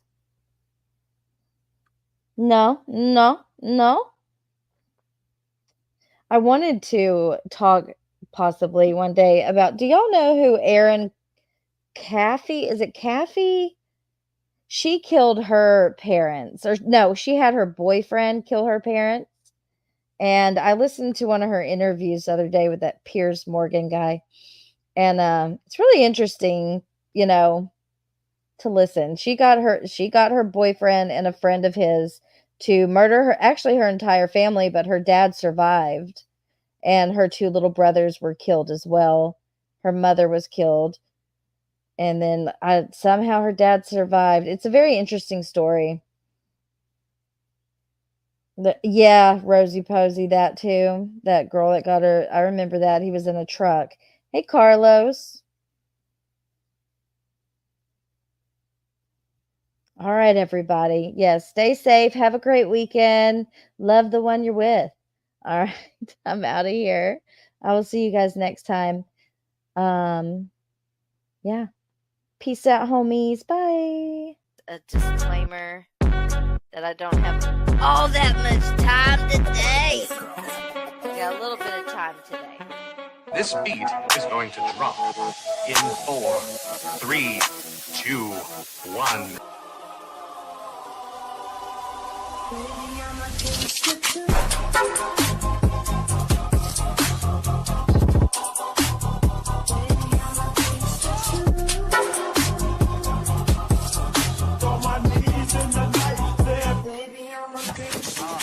It's fair game, right? Bye, everybody.